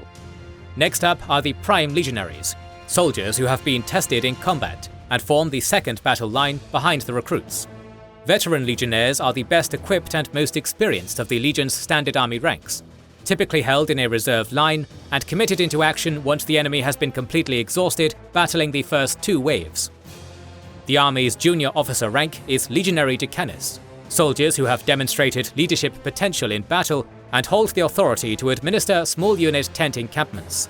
The army's senior officer rank is the Centurion, field commanders in major operations, who are appointed to their roles after years of dedicated service and who possess immense battle experience. Above the Centurion in rank are the Legates, who serve as the field marshals of the Legion's armies, on campaign and in battle. Lastly, the Legion has a few special ranks. The Vexillarius, soldiers chosen to serve as standard-bearers, carrying the Legion's military banner on campaign. The Speculatores, scouts who often handle cartography and battlefield reconnaissance. The Frumentarii, the Legion's spies, saboteurs, and assassins, who serve as Caesar's eyes and ears while operating deep in enemy territory. And lastly, there are the Praetorians, the most elite soldiers and officers in the Legion's army. Proficient in unarmed combat, these soldiers are hand-picked to serve on Caesar's personal security detail, the Praetorian Guard. Prospective Praetorians must challenge a current member of the Guard whom they believe to be weak, and the two men will then fight to the death in hand-to-hand combat for the position. Besides Caesar and Joshua Graham, perhaps no other man in the Legion is as feared as Legate Lanius. Little is known about the origin of Lanius, and the stories about him often conflict with one another. Caesar's account is the one most accepted by his troops. The man who would become Lanius was originally a member of an Arizona tribe known as the Hydebarks, and was a fierce warrior whose battle prowess, combined with his towering brute physique, allowed him to wipe out entire Legion patrols single-handed. All the while, his tribe's leaders delayed on their decision whether to be annexed by the Legion. When legionnaires finally surrounded the Hydebarks' main village, their chief decided to submit and surrender the tribe to Caesar rather than risk annihilation. Enraged at what he perceived as a betrayal by his leaders, Lanius attacked his fellow tribesmen, and after killing 15 warriors, he was finally subdued. When Caesar learned of Lanius' abilities as a warrior and a killer, he had him rescued, and saw that his wounds were tended to. Lanius had been badly maimed and scarred, his mauled face mostly torn off from the bloody melee. When he finally regained consciousness, Caesar met with Lanius. He offered him a deal. If Lanius agreed to fight for him, and him alone, Caesar would provide him with a new helmet, forged of iron modelled after Mars, the god of war, to replace his disfigured face. Lanius accepted on the condition that he be permitted to slaughter all the surviving males of his tribe. Caesar agreed to his condition, provided that Lanius killed only the adult males, allowing the enslaved boys to be raised and indoctrinated into the army. From that day forward, Lanius would don the handcrafted iron armor forged for him by Caesar, becoming a legate in his army. Although there are plenty of other inconsistent accounts of Legate Lanius' origins, the fact remains that over the years, Lanius would rise to become one of the most feared men in Caesar's legion. His exploits during campaigns east of the Colorado River were well known across the legion. Under Lanius' orders, entire populations were either enslaved or put to the sword during his brutal conquest of tribes in southwestern Colorado. In Denver, Lanius broke the resolve of the Hangdogs tribe when he threw their revered hounds onto burning pyres so that they might burn in the afterlife. Stories would continue to spread back west of Lanius' campaigns in Colorado, where he would stretch his army's supply limits to their very breaking point. It was during these supply chain issues that Lanius learned the value of logistics in a military campaign, a lesson he would adhere to for the rest of his life. By the 2270s, stories of Legate Lanius' exploits in Colorado had made their way as far west as New Caledonia, where he would become known by his infamous moniker, the Monster of the East. By the year 2277, Caesar's legion had grown into a sizable empire in the American Southwest, through its brutal conquest, enslavement, and assimilation of 86 tribes, all reformed into the legion's homogeneous society under the totalitarian dictatorship of Caesar. With the legion's successes in Colorado and Utah, Caesar would now begin to shift his gaze westwards, beyond the Colorado River to the Mojave Wasteland and beyond. His ultimate goal now, in order to complete the synthesis of his empire, was nothing short of the total conquest of the new California Republic. Viewing the Colorado as his Rubicon to inaugurate the start of a glorious campaign to conquer the NCR, in the spring of 2277, Caesar would send his armies west into the Mojave, where the Legion would fight its first great battle against the New California Republic Army at Hoover Dam. In the years of the post-Tandy era of the New California Republic, the NCR would continue its policy of expansion into neighboring regions of the West Coast. It would take many years for the Republic to complete its total annexation of the New California Wasteland, as it fought skirmishes with local raider gangs and struggled with shortages in key resources, such as food and water.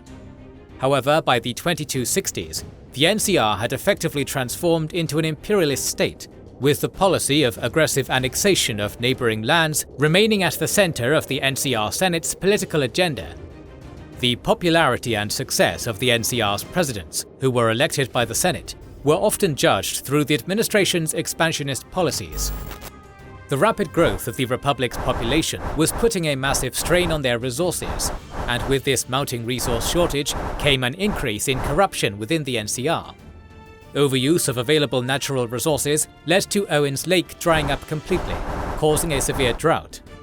Experts within the NCR predicted that if these resource shortages and agricultural problems were not alleviated soon, mass starvation would be a certainty. Wealthy Brahmin barons dominated the Republic's economy, thanks to President Tandy's successors relaxing or removing her administration's fair trade regulations. Without Tandy's trade regulations, the Brahmin barons held immense political power by wielding control over much of the Republic's agriculture and food production, and they often acquired more lands and farms through hostile takeovers and buyouts of their competition. Social and economic inequality became more widespread throughout the Republic, leaving most of its citizens without access to many economic opportunities and securities. Impoverished citizens were forced to sell their labor services to an employer just to maintain a living wage. A further strain on the NCR's economy came about from a costly war with the Brotherhood of Steel, which began around the late 2250s or early 2260s. The increase in government spending to fight the war led to the NCR incurring high debt and rising inflation. The war debt and gradual devaluing of the NCR's financial systems eventually led to the total replacement of the Republic's coin-based currency with fiat money, government-issued paper dollars, unbacked by gold or silver. By the start of the 2270s, it appeared that the domestic situation within the New California Republic was dire. But the Senate was soon presented with a possible opportunity to resolve the state's worsening resource shortages and economic woes, and this opportunity came from the east in the Mojave Wasteland. In 2253, President Joanna Tippett, Tandy's successor, received a vote of no confidence from the Senate after 38 NCR citizens were massacred by a band of raiders originating from the Mojave Wasteland.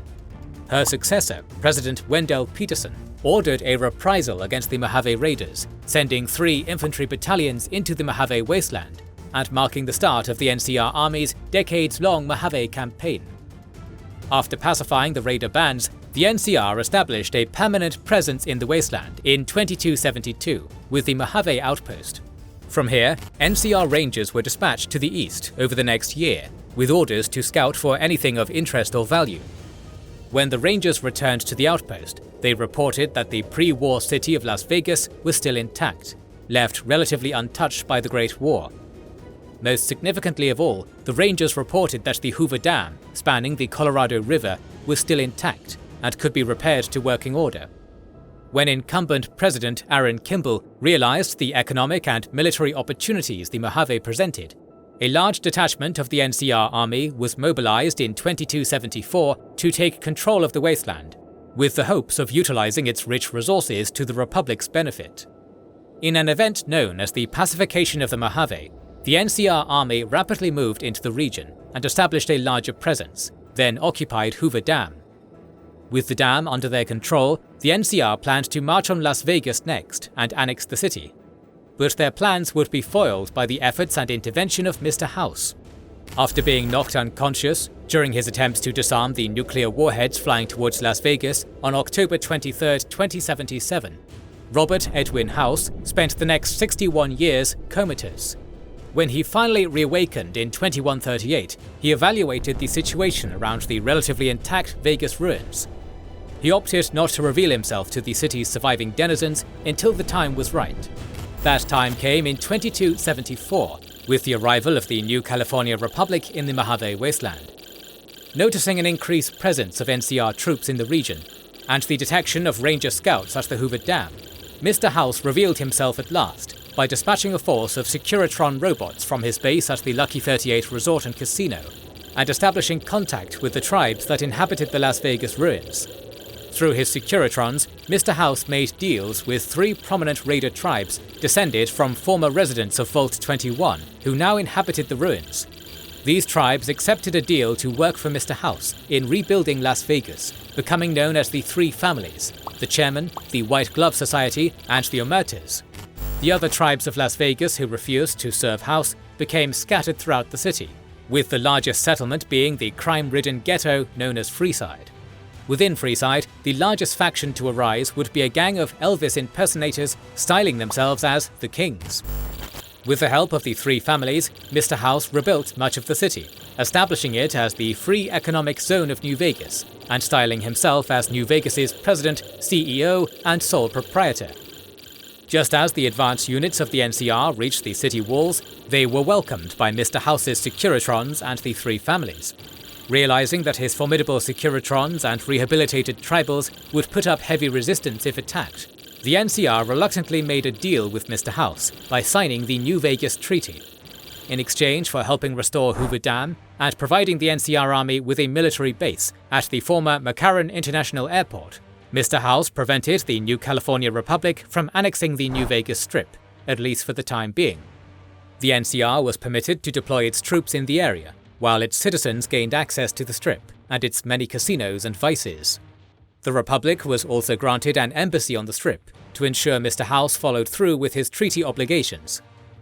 Per the New Vegas Treaty, the NCR was granted complete control of Hoover Dam and was permitted to divert 95% of the electrical grid to the core regions of the new California Republic to the west.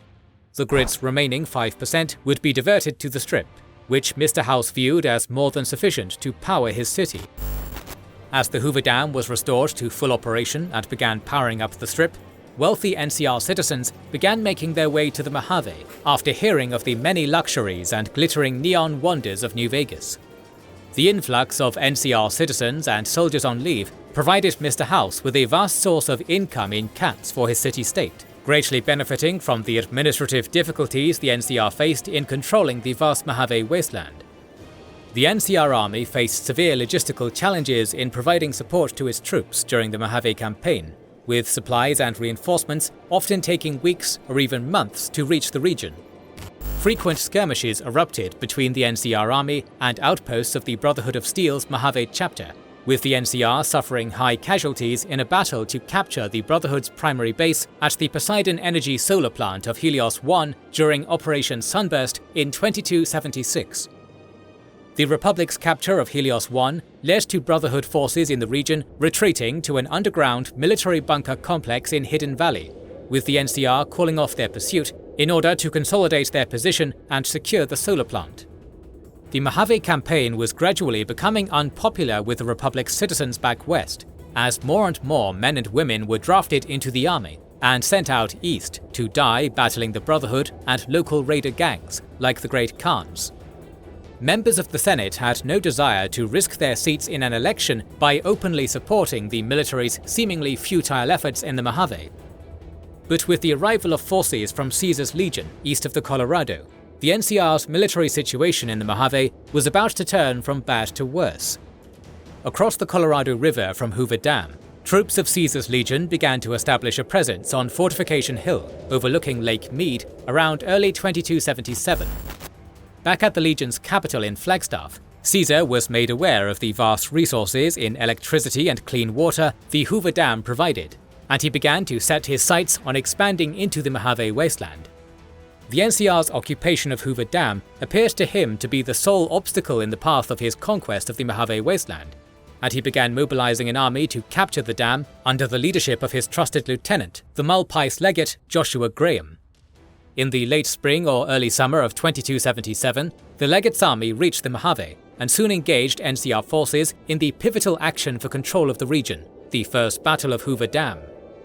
Graham and his generals opted for a frontal attack against the NCR forces defending the dam, believing their superior numbers would overwhelm the enemy. In command of the garrison defending Hoover Dam was General Lee Oliver, a career soldier of the NCR army. The battle began when the Legion vanguard initiated contact with the NCR's outer defences, and casualties mounted quickly on both sides.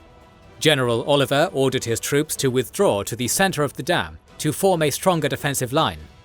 Believing the enemy was retreating, Graham ordered forward his reserves, sending his entire army out onto the dam's causeway for a massed frontal assault against the beleaguered defenders. NCR troopers manning the defensive line gunned down wave upon wave of legionary recruits, but the Legion kept sending forward more men to be slaughtered in their frontal assault. After the first line of legionary recruits was pushed back, Graham sent in his second line of experienced prime legionaries to engage the exhausted enemy, followed by the third line of veterans, in accordance with the Legion's military doctrine. Despite the onslaught, Oliver's soldiers held firm, pouring a deadly fire onto the causeway, which slowed the Legion's advance as their soldiers struggled to surmount piles of slain legionnaires packed onto the causeway. Sharpshooters and snipers from the NCR Rangers and the 1st Reconnaissance Battalion fired at the legionnaires from picked positions on surrounding ridges and hills, with Ranger Chief Hanlon ordering his snipers to target the veteran Legion officers. The killing of so many legionnaires and their officers was sowing panic in the Legion's ranks. Before long, the casualty rate had grown too high to sustain their frontal assault, and the front-rank legionnaires routed and retreated into their reserve lines, sowing panic and confusion in the entire army. Realizing the deadly efficiency of the NCR snipers, Graham ordered his last reserve line of veteran legionaries to move forward and push through the front to charge the 1st Recon positions on the ridgeline. However, this led to a severe loss of unit cohesion, as the packed mass of legionnaires on the causeway caused younger soldiers to panic and run for fear. The chain of command broke down entirely in the Legion's formations, as Graham's forces wavered in the face of such deadly fire. Sensing the breakdown in their enemy's formation, General Oliver ordered his troops to fall back onto the dam's side walkways, thereby permitting the veteran legionnaires to surge ahead for their attack on the ridgeline. But when the legionnaires reached their destination, they found that the Rangers and 1st Recon had fallen back west of the dam into the neighbouring town of Boulder City. Confident that the enemy was retreating in fear, the veterans pressed ahead and continued their pursuit into Boulder City. Little did they know, the legionnaires were being led into a trap set by Chief Hanlon and his Rangers. As the cohorts of veteran legionnaires, the best troops at Graham's disposal, packed into the streets of Boulder City in pursuit of their seemingly routed foe, they realized that the Rangers and 1st Recon had already withdrawn from the town. Before they could react, Hanlon sprung his trap, detonating several tons of explosives packed into the surrounding buildings and reducing Boulder City to rubble. Between the blasts and the flying concrete fragments, most of the legionnaires in Boulder City were wiped out, with their stunned survivors in no state to defend themselves readily. The Rangers and 1st Recon soldiers rushed into the rubble of Boulder City and easily gunned down or captured dazed survivors. Back on the dam itself, all order and discipline within the Legion's ranks had collapsed, with the death of most of their officers in the fight for the causeway. The directionless and disorganized legionnaires now faced a sudden counterattack by the rallied NCR troopers, who surged onto the causeway to drive back their enemies. Sensing the tide of battle had turned against them, Graham ordered the remaining legionnaires to retreat from the field in defeat, marching back to Arizona to meet Caesar's wrath. Though they had suffered high casualties themselves, the NCR forces, under General Oliver and Chief Hanlon, had managed to hold Hoover Dam, just barely, and secured a major victory from the jaws of defeat. In the aftermath of the battle, NCR forces were unable to conduct a proper pursuit of their beaten foe. The defenders of Hoover Dam were exhausted from the bloody battle, and supplies were running dangerously low. The logistical situation was only further exasperated when news reached General Oliver that the NCR's primary supply route into the Mojave Wasteland on Interstate 15, which passed through a zone known as the Divide, had been destroyed when a courier carrying a package with unknown contents had unintentionally detonated nuclear warheads hidden beneath the Divide, devastating the entire region. With the loss of this vital logistical route back to the core NCR territories, their forces in the Mojave would have to consolidate and regroup to await eventual reinforcements and supplies from back west. Though they had been severely beaten in the Battle for Hoover Dam, the Legion did not fully retreat from the Mojave.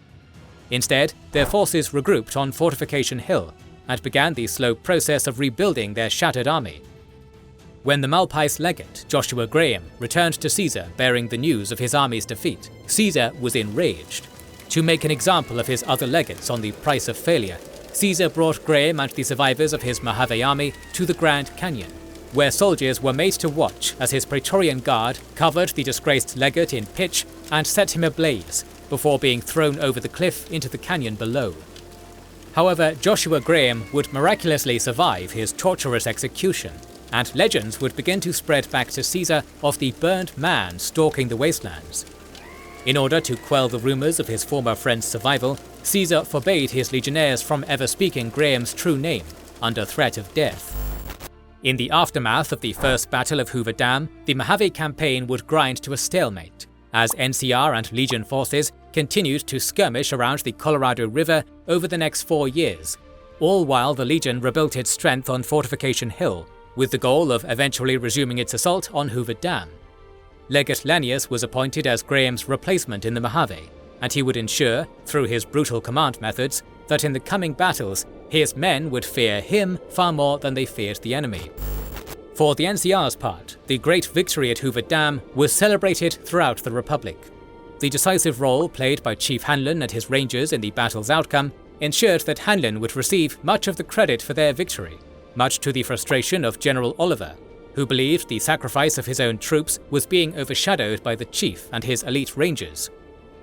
Though having no desire to be in the spotlight for their victory, Chief Hanlon would grow increasingly weary over the next 4 years at the Republic's mismanagement of the Mojave campaign, and the Senate's apparent disregard for the lives of the soldiers they sent into the region to die at the hands of the Legion.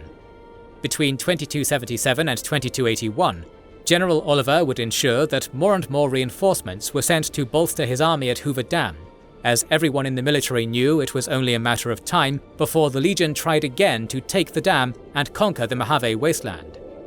All the while, Mr. House would continue to carefully monitor the situation between the NCR and the Legion, as he had no wish to see either faction become too powerful when the second contest for control of Hoover Dam finally came along.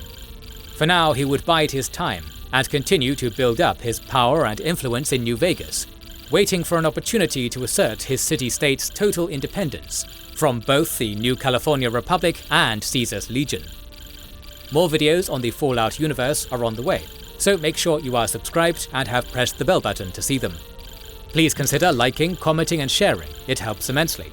Our videos would be impossible without our kind patrons and YouTube channel members, whose ranks you can join via the links in the description to know our schedule, get early access to our videos, access our Discord, and much more. This is the Wizards and Warriors channel, and we will catch you on the next one.